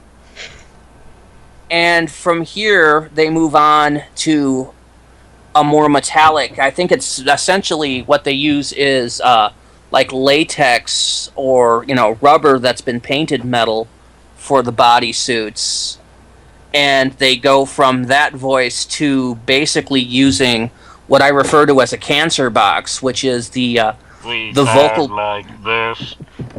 That was closer to the 80s, Matt. But no, it's that metallic. I'm going to sound like this. It sounds like Ned from South Park. Yeah. It's that twang. If you've ever seen the original Mad Max movie, one of the cops in there gets his throat sliced, and for the rest of the movie, he's using that same kind of metallic voice. Mm-hmm. I was gonna say it was Bird, but no, that was a different one. That was a different cop. But yeah, it's I can see the intercept. Yeah, it's that. I can't even do it anymore. But it's I keep going too deep. Yeah, you do. But that's my mechanical I can voice. see the interceptor. Yeah, that kind of voice there. And they continued that to the Second Doctor's era. The Cybermen were oddly enough not in the Third Doctor era at all, after being very prevalent in the Second Doctor. Mm-hmm. How many times did the Second Doctor face the Cybermen? I'm thinking 1, 5. 2, Let me 3. see. They had Tomb. They had the moon base. They had Tomb. Invasion. They had Wheel in Space. That's at least 4. That's at least 4 at least times. 4 episodes with And Cybermen. Then they're not seen again until the Fourth Doctor era, where they're still looking like they do in the Invasion, but they don't have the metallic voice. And by the way, the reason I was just quiet for a bit was I was checking on this, but I think this is the only time that we have 2 Cybermen stories and 2 Dalek stories in the same season. I don't think that's ever happened since. No. Not that I'm aware of, yeah. I thought that if you counted Pandorica Opens, you might have a second occurrence, but I don't think that's even the case. It's almost the case in the second series, where you have Rise of the Cybermen, Age of Steel. But there's only one Dalek story in that season. Yeah. Technically, the Daleks made an appearance at the end of the episode before, but it's only a cameo, and that's why it almost counts. I count the two-parter as one serial. Okay. If you count Handles as a Cyberman appearance in Series 7, which I don't, then you would get that in Series 7. Yeah, I don't. Where were the Daleks? Oh wait, they were technically in that. Season A. Well, they were also in Day of the Doctor too. So. Yeah. Oh yeah, and they're in Day of the Doctor. Yeah, they don't have the new Cybermen. I was kind of hoping they would bring out new Cybermen other Yeah, than Handles. supposedly that was going to happen. Oh, actually, They- no. Actually, if you count, if you count Time of the Doctor as part of Series 7, we do have the Wooden Cybermen, we have the That's right, we Nightmare do and have the Wooden Silver Cybermen, and we also have 3 Dalek episodes. So yeah, season 7 Kind is of. the first time that both those Um, monsters have appeared in more than one story. Of course, since often Series 4 or since Right. Season 4. often the Christmas special is attributed to the following season, though, so that's kind of on the edge. Yeah, it's kind of we're not sure where this is going to place. Yeah, so it might actually get pulled off again. And granted, Series 8 doesn't actually start for another 7 or so months, so there is reason to consider it part of 7, but still. Yeah, and especially considering it's Matt's outgoing, and really what we're going to see come in August is Capaldi's first. I almost wish they'd do an Easter special this year, so we'd have Capaldi in an isolated episode. Yeah, like his Christmas invasion.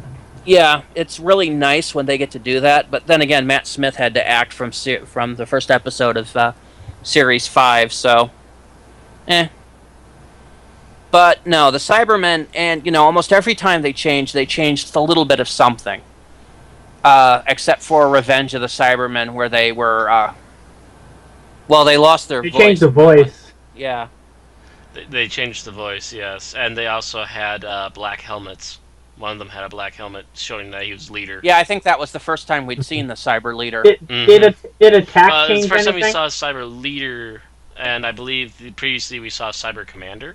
Well, that's right. Weren't there wait, which Controller. I always forget Controller, which Cyber which Controller. one had the stealth Cyberman? Was that attack or revenge? That's attack. Okay, so they did change something to attack.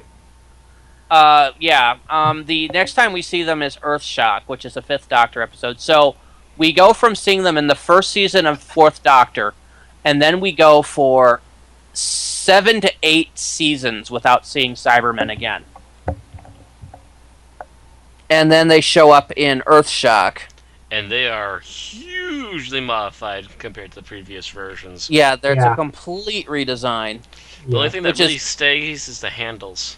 Yeah, Which at is this good. point, There's got to be some sort of chest piece. yeah, the 5th Doctor Cybermen are pretty much your standard robot army, just out to take over the universe. And Which is- but the one thing that does put them apart a little bit is the fact that you still see a little bit of something moving when they talk. Yeah, and at the same time, that bothers me a little. I am actually really cool with it. Because there's got to be something that moves in there in order for them to talk. They didn't move their mouth to talk in this episode. Yeah, they did move their mouths to talk in this, and they would have mechanical mouths that would click open for the other previous versions of Cybermen. Yeah, they just open the mouth and the entire sentence would come out. With the cigarette voice box, yes. Not yet, not yet. That's I'm saying with the versions after Even with this one. Yeah, the other ones you had a mouth plate that opened. mhm. And then this one, the guy would open his mouth like he's going, la, and the sentence would be dubbed in. I believe with people that were actually on set. Probably at that era, I wouldn't doubt it. I know the cyber controller actually got to be billed for a speaking part because even though he wasn't actually saying what was being said, he had to move his mouth flap in time with it.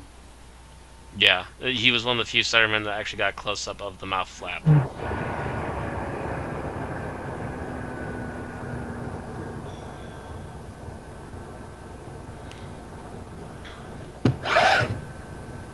But of course, the Cybermen came back in the second series of the new one with a complete redesign, new voice, as done by Nick Briggs.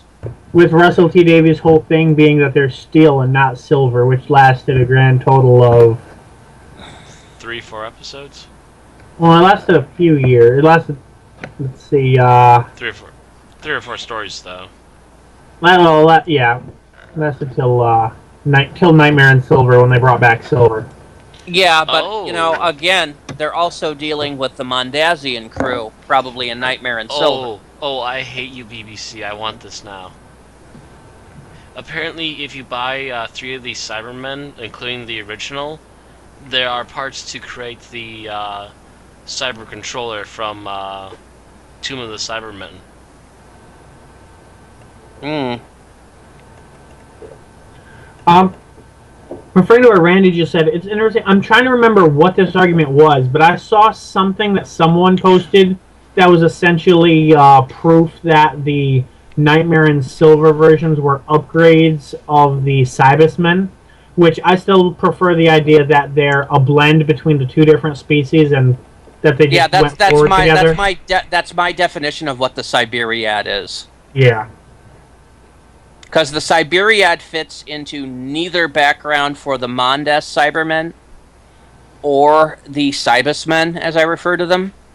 But if somehow they met and cross-assimilated each other, I could see the Siberiad coming out of that. Right, and that reminds me, it's an interesting thing on rewatching the 10th Planet. I realized there's a part where the Cybermen go off to have a meeting with one another. They don't speak anything out loud, and then within seconds they've come to a conclusion between each other.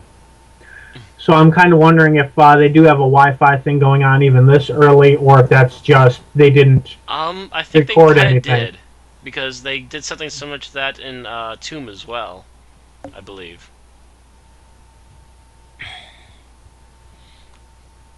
They obviously didn't know what a wireless connection was back then, Right. but Well, they knew radio. yeah, they kind of knew radio, and that could have been the closest idea they would have had to it. It was just a quiet radio inside their heads.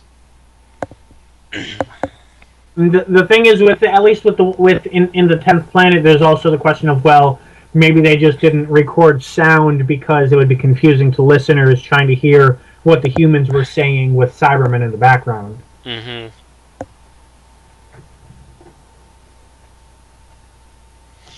Oh, and for the 4 Cybermen you have to collect to make the Cyber Commander, one of them is obviously from Tomb because he has 2 Cyber Mats, and he's actually holding one.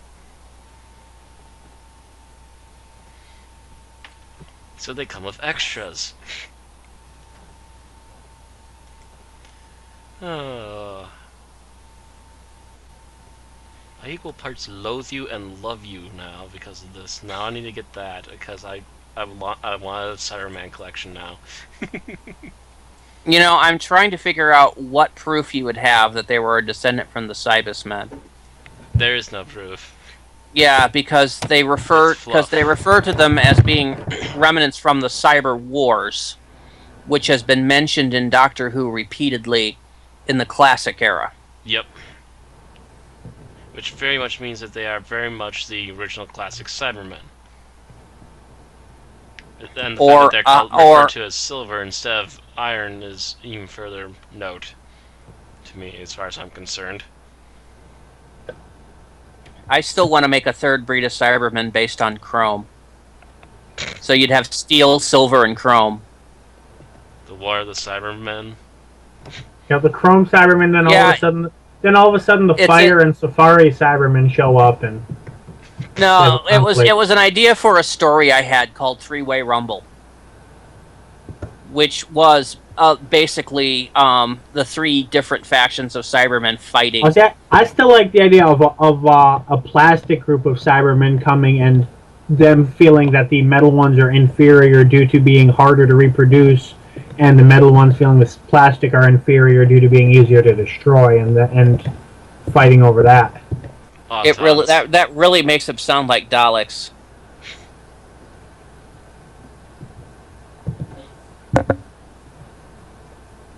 True. And furthermore, Autons, they're practically plastic Cybermen already. Now, because Autons don't really start from humans, they're just plastic that is given life. True, but it still feels very similar in nature. you're still usually getting a humanoid made out of plastic.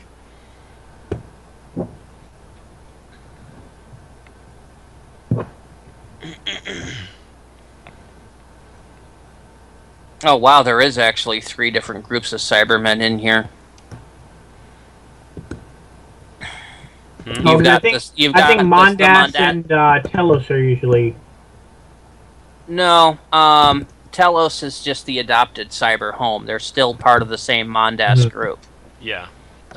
Um, however, the TARDIS wiki have listed the Cyber Legion as possibly a 3rd group.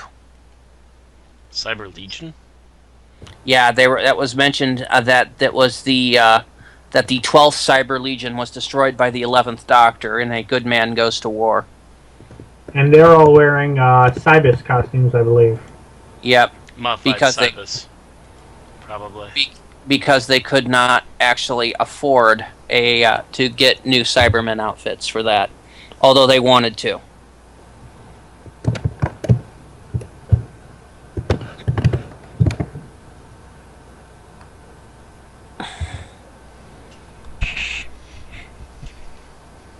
Wikipedia states is of the impression that the Nightmare and Silver ones appear to be a mixture of both Mondasian and Cybus Cybermen as well.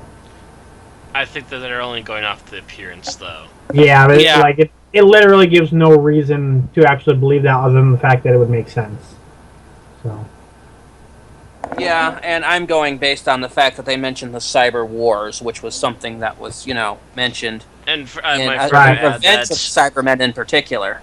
Yeah, and I might also further add that Cybermen are always updating their look, so how could we tell that they wouldn't automatically come Yeah. to this I mean, upgrade version? I think a Cybusman actually is. I think the chess playing one is a Cybusman, but that doesn't mean that all of them. Yeah, they act that their wiki actually says that a couple of parallel cyber suits were found by him following the Cyber Wars, and one of which was turned into basically the Turk. Oh, that's right. Oh, that's right. Wasn't the one Cyberman that was playing chess a Cybus man looking?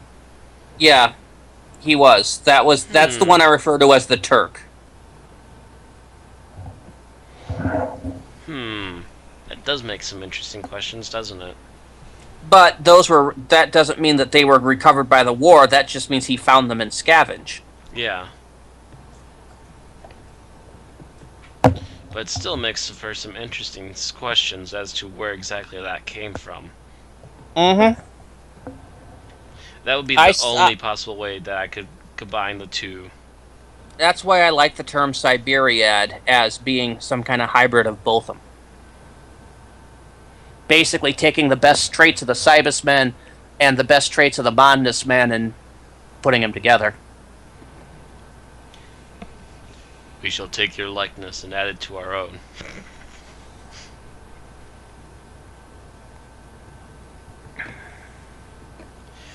More and more Borg references coming. Well, they're getting more and more Borg-like. Yeah. Including the whole updating thing now, yeah. Yeah. They're adapting like Borg now. I'm waiting for their hands to come out with little cyber assimilation nanoprobes. Well, isn't that just essentially launching the little cyber? Yeah, that's pretty much that's largely what the mites were doing in Nightmare. Yeah, just and then having and then waiting for Doctor Who to hire Jerry Ryan as a de-cyberized Cyberman.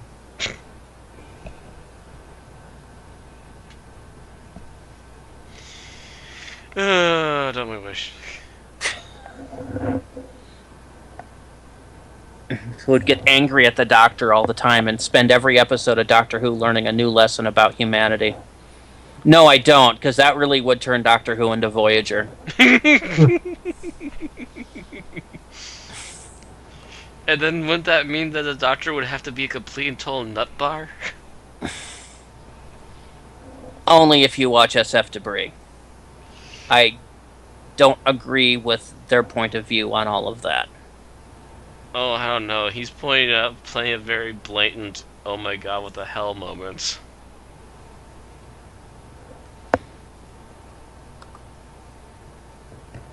Mostly, I just dislike the writing in Voyager, as it's not very. It's like Moffat writing. It's not really. Um, Not good writing. Not very good. not really. Mesh up right. Yeah, continuity favorites. Anyway, Other than the Trek tangent. we've talked about we've talked about regeneration. We've talked about the Cybermen. We should probably talk about the episodes themselves. Yeah. Yep. I felt this was a very snappy 4-part serial. Agreed. It was kind of one to the next, to the next, to the next, to the next. It didn't have a lot of areas where it fell slow. Right. No, not at all. But nor did it feel like they were rushing it. Nope. Yeah. It just worked. It just synced well together, which is really good when you're writing somebody's swan song. Yeah. Yes. Pay attention. Oh yeah. Moffat, pay attention. Oh god. Imagine if Hartnell's last episode had been like a 7-parter where he got kidnapped, escaped, kidnapped, escaped, kidnapped, and then escaped. Well, it kind of would be like his entire 3-season run in a nutshell, wouldn't it? Pretty much.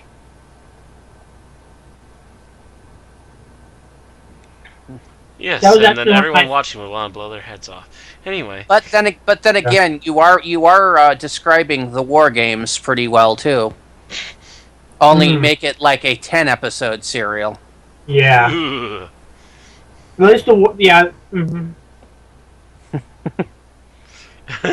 And yet, at the same time, the War Games seems to work. So Yeah. The War Games did different things with it than most Hartnell episodes did. yeah, they weren't exactly captured by the same group all the time. Right. It was interesting. We'll talk about that next week. Yeah, we'll talk about that next week. I think we're going on long enough to not add extra episodes in. Mm-hmm. But it felt snappy. It felt good. I can't really fault them. I mean, this was written in 1966. The Apollo missions hadn't even started yet. Yeah. Mm-hmm. So I can't stop them on their pseudoscience. This is, I'd probably put this, I haven't made a list, but I'd say probably top 3 or top 5 best paced Hartnell episodes for sure. I mean, it's right up there with the Sensorites, or I'm trying to think of another good example.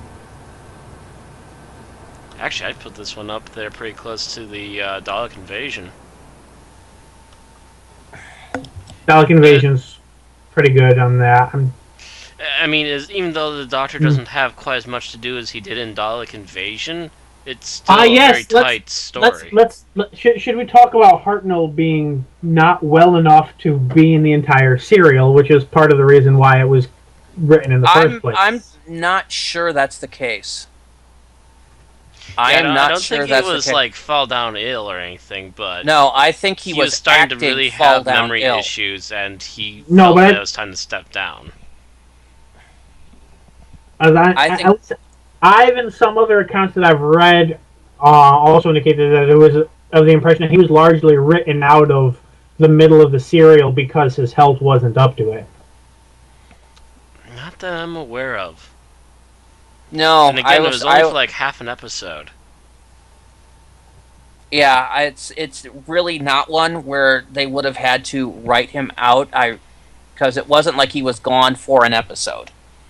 Yeah, it wasn't even a full episode. He collapsed at the end of one episode, and he was the very beginning of the next one. Within 10 minutes of 5 to 10 minutes of the next episode. Was he gone from the 3rd episode? Nope.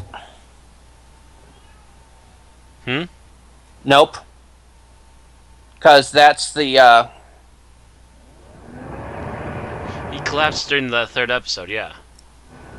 He collapsed, but then he's back up again within at the very beginning of the 4th episode, yes. No, he's up and going by the 4th episode. He collapsed at the end of the 2nd. Okay. And is up a few minutes into the 3rd.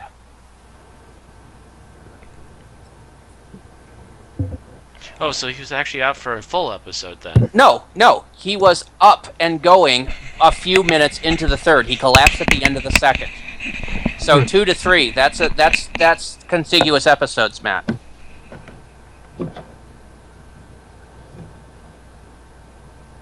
Because by the end of the fourth, he's there arguing with the Cybermen. Yeah, because he just got up, and they literally just brought him back in at the very beginning of that episode.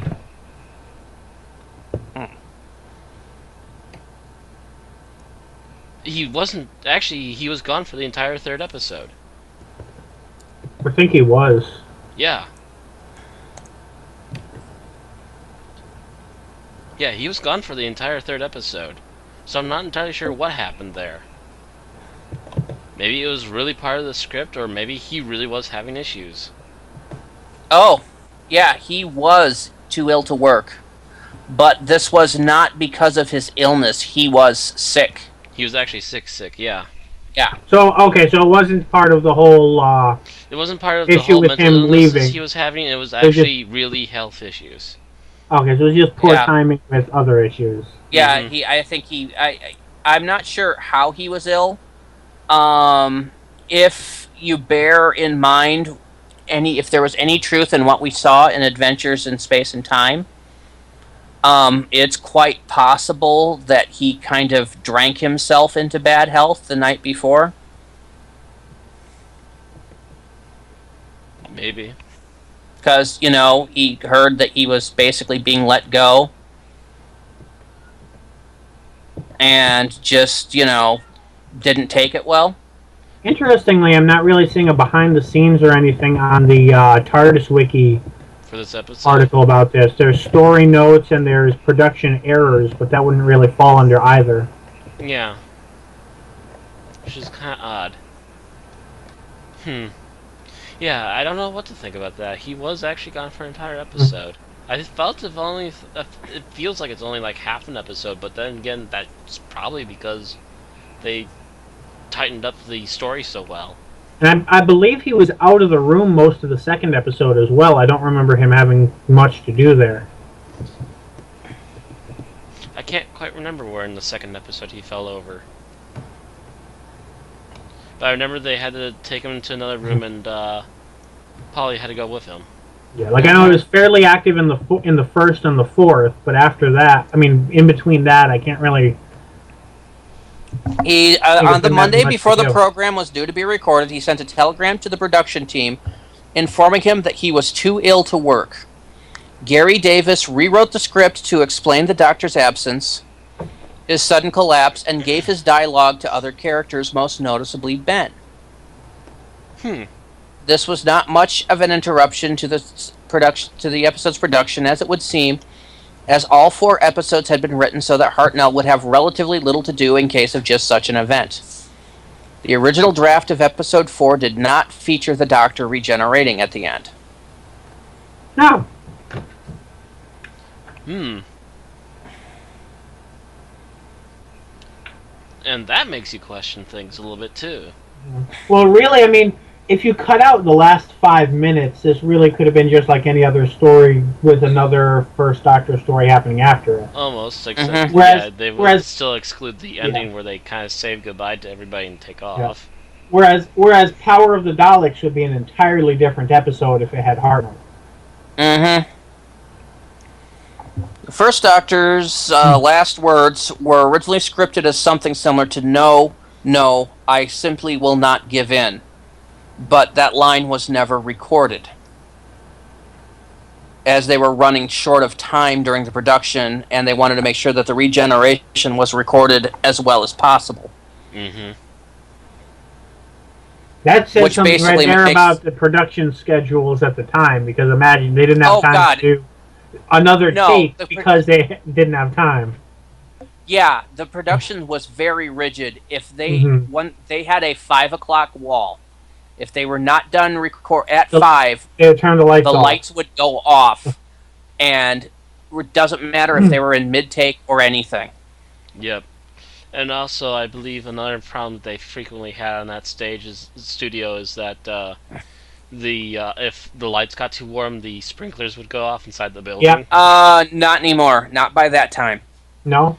No. I know it was a first season They problem for sure. the first season they had that thing. After that protection season, they were moved into slightly better location.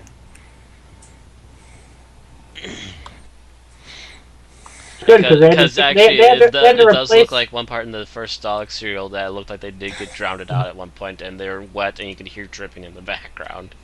Mm-hmm. They did have to replace the roundels often enough that if the sprinklers kept going off, it would have been even more frequently. Yeah, it was the early days that they were recorded. Their first studio that did that, and they only lasted in there a season, maybe two, before they were moved into better.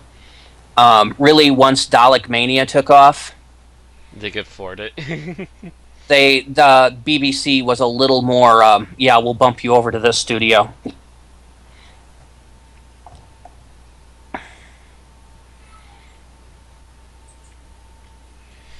So by this time they were in that better studio. Mm-hmm. Now but they still had they turning the lights off at 5. That was a union thing. The filmmakers, the gaffers union, would not work after 5.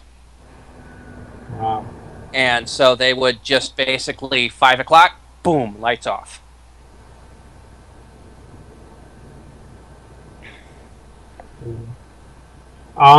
Other than restrictions due to stuff like that, I would say the only thing I really questioned with the writing was the method of like the whole thing about the siphoning energy and the world blowing itself up.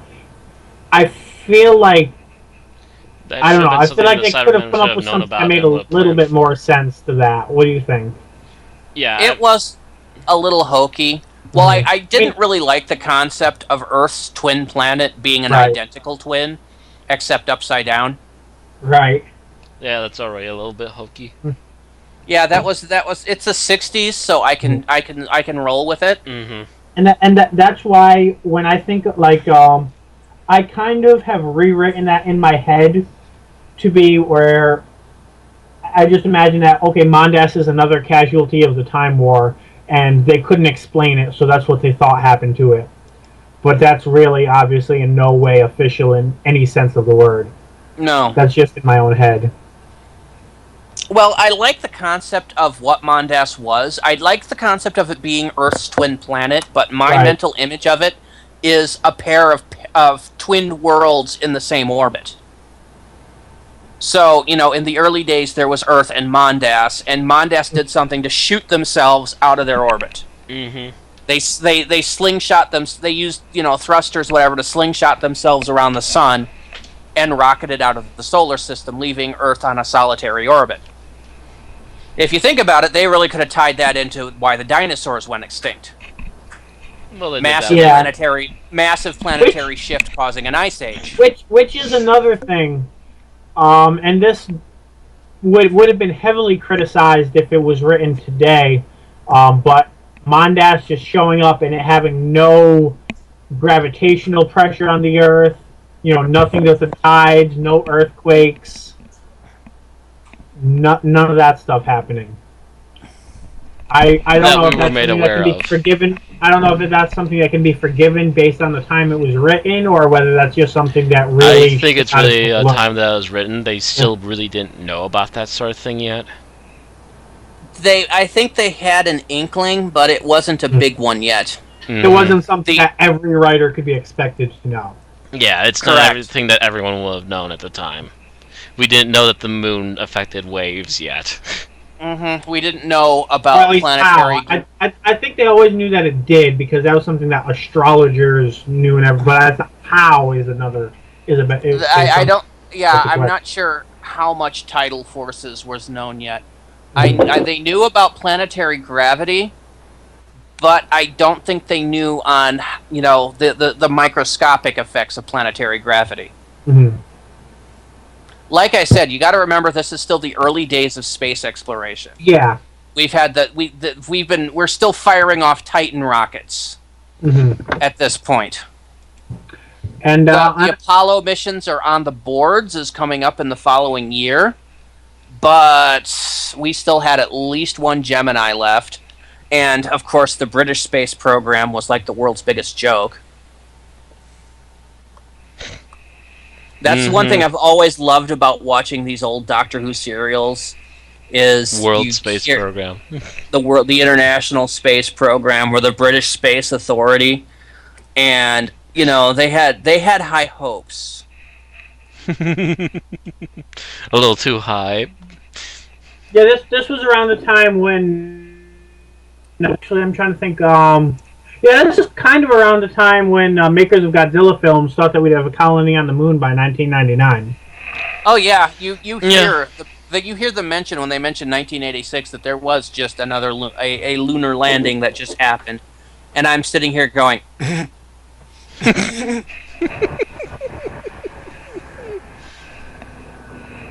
I'm like, gee, it's 1986. Oh, look, the Challenger just exploded. Our space program just got sent to the scrap heap for 5 years. Mm-hmm. And the British space program was an absolute flop. International Space Program. And another kind of issue with that is the Cybermen having a complete lack of ontological inertia. Their planet is gone, and poof, no more Cybermen.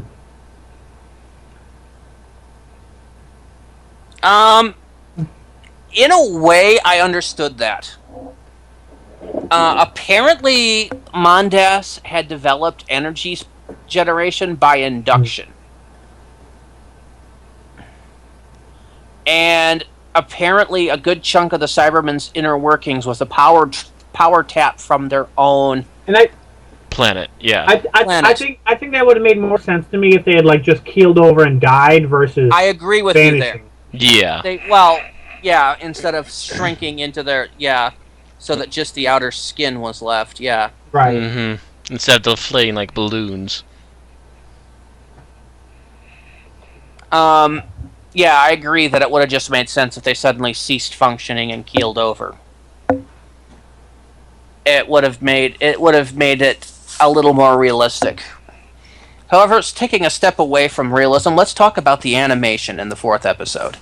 All three of us managed to get a copy of the animated 4th episode, which is done by a group. Let me get the name of the group. Does anybody have it? I don't have it off the top of my head, no. Give me a second. Go get your box set. I had this up earlier. Is it on the Moonbase thing? No, I don't think it mentions that. Unless it's on just mentions the one guy, I think. No, that was me that mentioned that guy. Anyway, the group that does this is called Planet 55. Planet 55, that's what it was, yeah. Yes, they are a New Zealand animation studio. And as I mentioned earlier, the head of their production studio is a guy who used to be known on DeviantArt and on YouTube as Mighty Otaku King, all one word. He was the guy that did the Doctor Who anime. It's still on YouTube, look it up. He was writing an original Doctor Who story, kind of done in a Masamune Shiro style, a Ghost in the Shell, as far as the art style. He had done a very impressive Third Doctor, and very good likenesses of both the Delgado and Ainley Masters. Mm-hmm. Yet with a anime redesign on the Cybermen, which looked fairly badass. Yes. And apparently what happened is Studio 55, or whatever became Studio 55, snapped him up. Or, excuse me, Planet 55 snapped him up, and he was unable to complete this project because of a pact with something he had to sign with the BBC. So because of this, that went by the wayside. But now we're getting these classic serials done with what I have to consider is some really beautiful animation. I do It have is one. I do have one kind of one nitpick, I guess you'd say, and that is that with the level of detail that's put into the faces, that would work better with a higher frame rate in terms of more images, per second, because it felt kind of uncanny valley type of deal watching their mouths move. Whereas, like, if there was less detail, it wouldn't have been a problem, or if there were more frames per second, it also would have felt more natural. Whereas here, it's just at that area where it seems something's a little off. Eh, it didn't really bother me that much. It didn't bother me either. I mean, obviously, I can tell that they couldn't throw that many frames of animation into it because they're obviously on a budget, right? And time strained. That makes sense. I just if I personally would have looking at that, I would have said, okay, put a little less detail into the mouths then, because the mouth movements are so close to real life that not having those extra frames per second kind of seems a little off. I'm not sure what the FPS that they did the animation in. I'm suspecting it's the same FPS that the actual show's in, but I could be wrong. I wish they would have done it with the same FPS that's used in anime. That would have been kind of awesome. It was also a sharper definition than the actual show was in, so having the same frame rate doesn't quite work because of that. I don't know. Technically, we're still showing stuff in the same frame rate in television that we had back in the 60s. It's just higher definition. It's a bigger picture. It's I believe it's 29.9 frames per second usually. I'm not sure about that. I think it's 24. 24. I think 29.9 is what Japan uses. That's also what my usual frame rate for my online show is. Apparently. According to what Adobe tells me, at least. Let's see. And yet people apparently complain when you don't even have 60 frames per second for a video. TV generally uses 23.976 FPS. So, roughly 24 frames, yeah. I have to say, one of my only nitpicks is, for this particular story, is the costumes for the Cybermen. Obviously, they were kind of pulled together. And almost kind of last minute, because they had to suit so many guys. But, at the same time, when I see someone actually doing a cosplay of that, and actually getting it pretty much right, holy smokes. Yeah. And I have no problem with the costumes. I mean, admittedly, if this was a color show, imagine if Doctor Who was a color show, I could see that these Cybermen would not quite work, but for black and white, I think black and white helped saved it a lot on this, but I still kind of feel that it was a little rushed in production, but I can, again, having to suit like more than four guys at once, I can understand.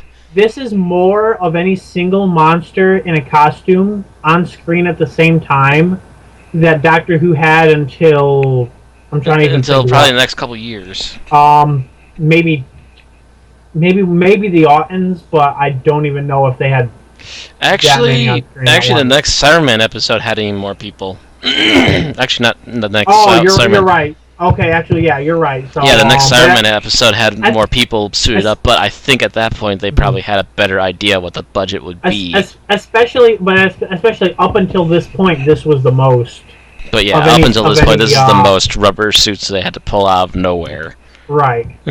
Like, you wouldn't have 6 Daleks on screen at the same time at this point. Yeah, at most you'd have maybe 3 or 4, and the rest would be like cardboard cutouts and such. Or you'd have a dozen toys, and it would probably be pretty obvious. And they'd be part of a miniature, and they get flayed out or something. Okay, actually, I was wrong. The 23.976 is the standard frame rate for animation. Um, Mm. 29 is the standard for live video. Ah. So I'm And closer to TV then. and I forget there's a difference in frame rate between US cartoons and Japanese cartoons, and I can't remember what it is. I think it's about a half a frame to a frame because Japanese tend to blend two frames together to make up that third frame. So it's somewhere around a frame or two smaller than a normal American cartoon.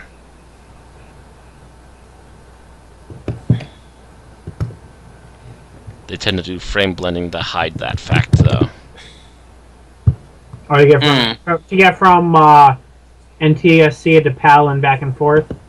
No, the difference between NTSC and PAL is 1 frame per second. I'm seeing it as 30 versus 25. So Yes. yeah. But we're talking on animation. Mm-hmm. It's 24 And versus animation 25. is a totally different beast than regular frame rates. And it's actually and standard NTSC television these days is done in what's called 60i. That's the original Farnsworth NTSC since 1941. And like I said, that's 29.97 FPS, down from the original 30 frames that it was back in black and white days. Mm.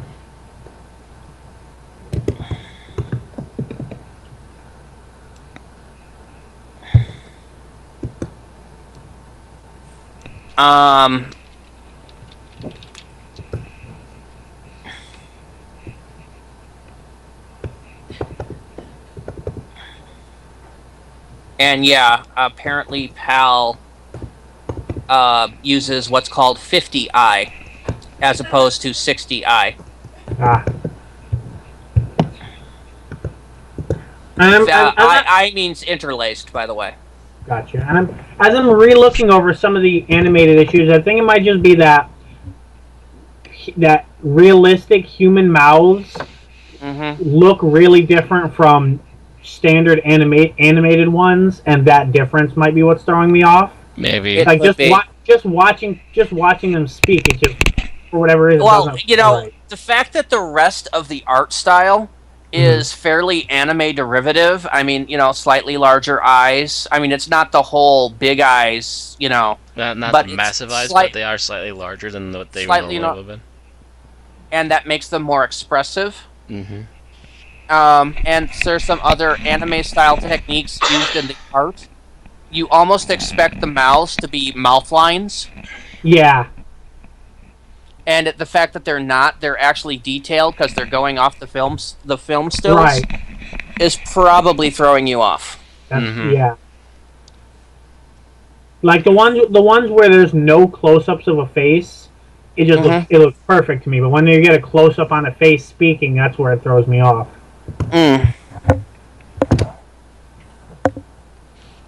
Well, after this podcast, if my girlfriend so desires it, I may show her that animated episode and see what she thinks. If you don't know, she did graduate with an art major. See, I didn't finish any of my art schooling, but I did spend about roughly 4 years in it. I originally started off in animation, and I went halfway through back over to graphic design. During that time, I did learn a lot about animation as well as programs such as Adobe. But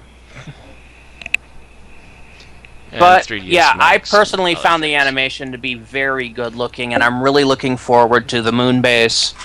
I want to take a look at, what was it, Reign of Terror they've also done? Yes, they also are doing Reign of Terror. Done, Reign of Terror. That was released in February of last year. Oh. That was a Big Finish Planet 55 co-production. 10th Planet is their next release. The Underwater Menace is to be announced, and the Moon Base is February 11th well, for we us. meant yep, yes.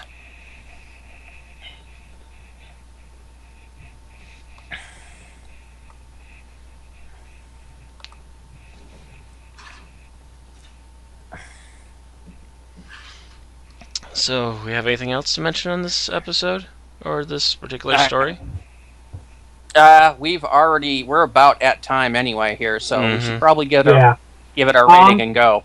Just one final thought, since this hasn't really come up, and it's very easy to find yourself looking at this from a historical point of view, the first Cyberman episode and the first Regeneration, whereas as a viewer in 1966, this was neither of those things. This was a creepy as hell Cyberman invasion and the death of the only doctor you've ever seen.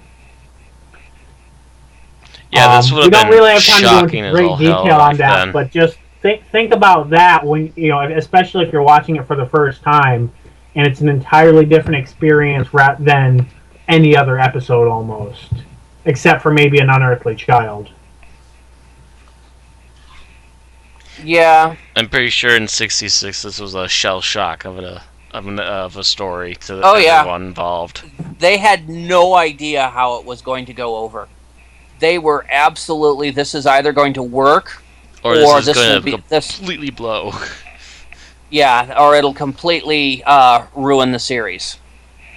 But then they pushed it off and pushed it off and pushed it off. But they knew it had to be done because Hartnell couldn't last much longer. And Yeah, Hartnell apparently, as far as we know, there's rumors otherwise, but Hartnell apparently was the one to finally say, yeah, I gotta go. He didn't like it, but he knew it had to be done. Mm-hmm.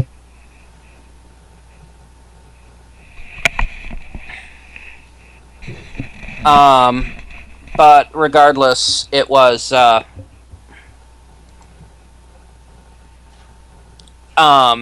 big change, and it was a big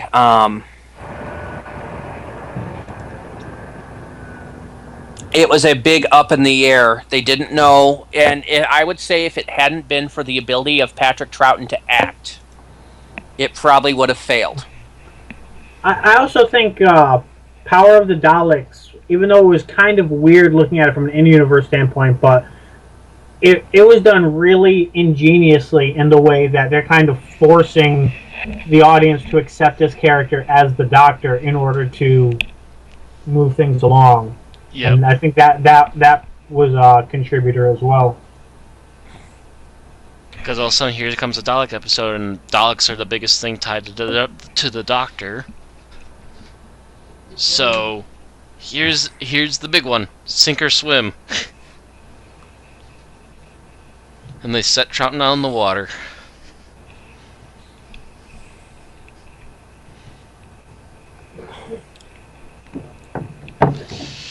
So, ratings then? Ratings. Yep. Yes. Final thoughts and ratings.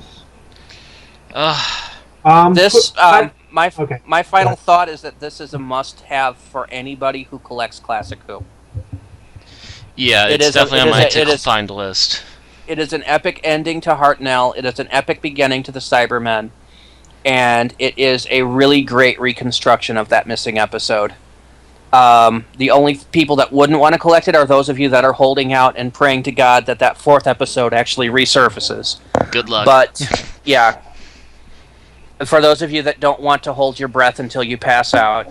And even those people, I'd say, I mean, I liked this serial when the fourth episode was a reconstruction from stills. So this animation is pretty much the next best thing to actually finding that episode.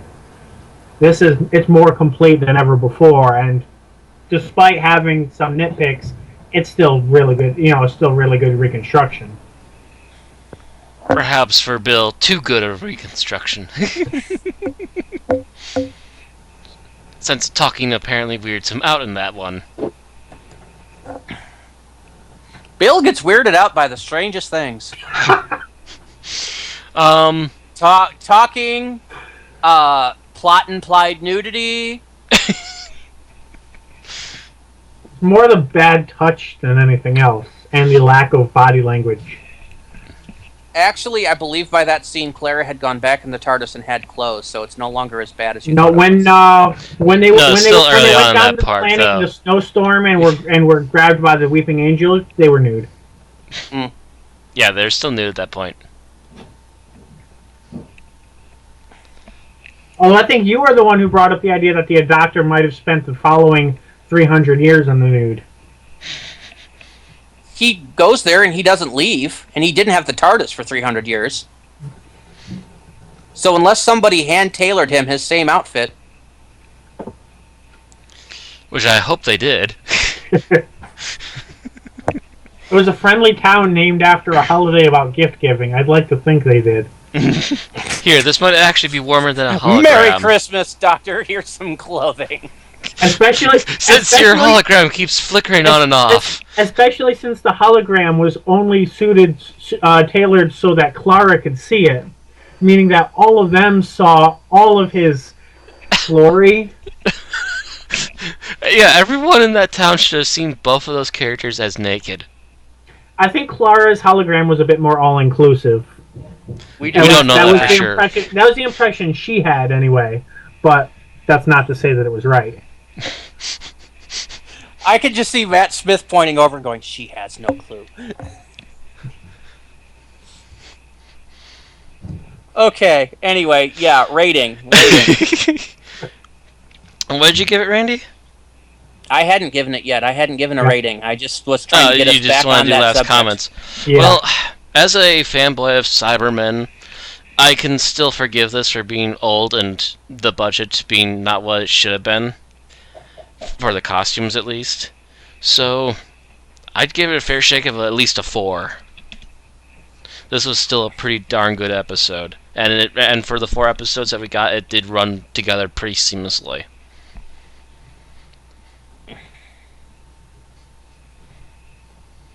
You know, I actually have to give it a little higher than that. I have to give it a 4.5. The writing in it, other than the little, plot of a energy drain look and that kind of thing, which again is forgivable because it's the 60s. The plot itself was very well paced. It was very well dialogued. The acting when it was on was very snappy. When Hartnell was on, he was great. Him almost kind of mocking at the Cybermen at times was just kind of beautiful. And it is, an epic ending and an epic beginning, as I said.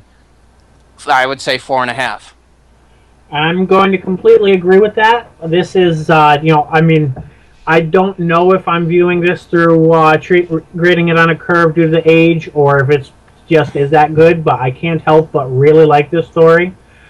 There are the nitpicks I mentioned, and I did, do a bit of the devil's advocate thing because someone had to mention them, but they do keep it from being a 5, but I don't see them as bringing it any lower. I consider this a 4 out of 5 and a really good episode, especially for its time. So that's a 4.25.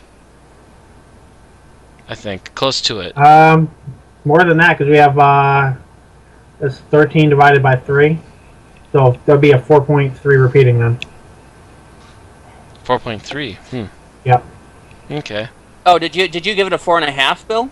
Yes, I did. Oh, I thought you just said 4. No, I said same as Andy. He had the 4.5, so did I. Okay. Yep. Okay. So 4.3. Yeah, I was a bit confused with Matt there because I heard you say 4 at the end, so I'm like, oh. Yeah, I heard 4 at the end too. And I'm like, huh? Oh, I might have said kept it from being a 4 when I meant to say kept it from being a 5. No, you said kept it from being a 5. No, you said you were giving it a 4. Yeah, at the very end. You just got us confused. You got us confused because you said 4 without adding the half. I must have used the word FOR and it didn't sound, and it came across wrong. That's the only thing I can think of because I hadn't actually given a number other than saying. No, you were saying a number. So, okay, it's fine. It's fine. Anyway, yeah. We'll take the 4.5. Yep. And we'll take the 4.3. So Matt, you're giving it the low score of the group. Yeah, cloth masks do not make it for me. They really don't. And I have to say that if they would have given them the right amount of money, they could have avoided that. Mm-hmm. So basically, you're saying if they had the foresight to prepare slightly better improved costumes with the right amount of money, they could have given me at least a 4.5. If they had the moon-based costume in this episode, it would have been higher. Is that what you're saying? I'm saying that if they would have improved the costume, yeah, they probably would have gone up to a 4.5 at least. If they were really good costumes, that probably would have shot to 5. Cyber voice. And the voice, yeah. The voice also didn't help. I love the voice on this. I love the voice. I'm sorry, Matt. You're by yourself there. It's so I know I'm by myself on YouTube, but I guarantee you there are other people who would agree with me. There are people that agree with you, definitely, but there is nothing on television or film that I can say sounds like this. Yeah, there's well, a reason that's what really draws me into it. There is. This was something I was going to bring up, and the fact that kind of that off-kilter way of speaking for use by a computer program is still alive today. It's basically the same way of speech used by GLaDOS in the Portal series. Oh, that's right. You had kind of mentioned that. Yeah, it's a little bit different, and the post-processing on the voice is different, but it's that same kind of asynchronous way of talking. Mm-hmm. And this stressing certain syllables. This is also completely, before autotune, before ring modulators. This is all done by mouth, essentially. Yeah, there was a little bit of post-production on the voice. They used some kind of echo track on it to make it sound like it was either that or they were just talking over a speaker to make it sound false. Right. Which is so probably you kinda what got a double do. Budget, because it does sound a little bit a fake. Mm-hmm. By fake I mean not echoes coming from more than a human mouth would. Yes, thank you. Mm-hmm. But the rest of it is just a guy doing. Yeah, depending on how the studio was, it could even have just been a guy off screen talking, and the way that the echo in the studio might have done all that. We don't know. No, it sounded like some form of reproduction.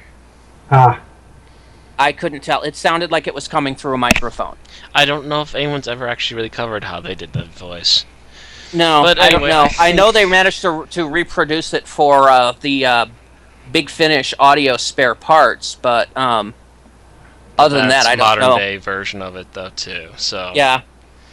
Anywho, I think we're about done, so I think it's time to end the stream. Okay, yep. Come back next week when we will be covering the final episode of Patrick Troughton, The War Games. And that's going to take significantly longer to rewatch. Yes, I will remind my fellow podcasters to watch this one ahead of time because it is one of the longer serials. This is not one that you can turn on and dream about it too. Eastern time, anyway. Mm-hmm. Alrighty. All right. See you guys next week.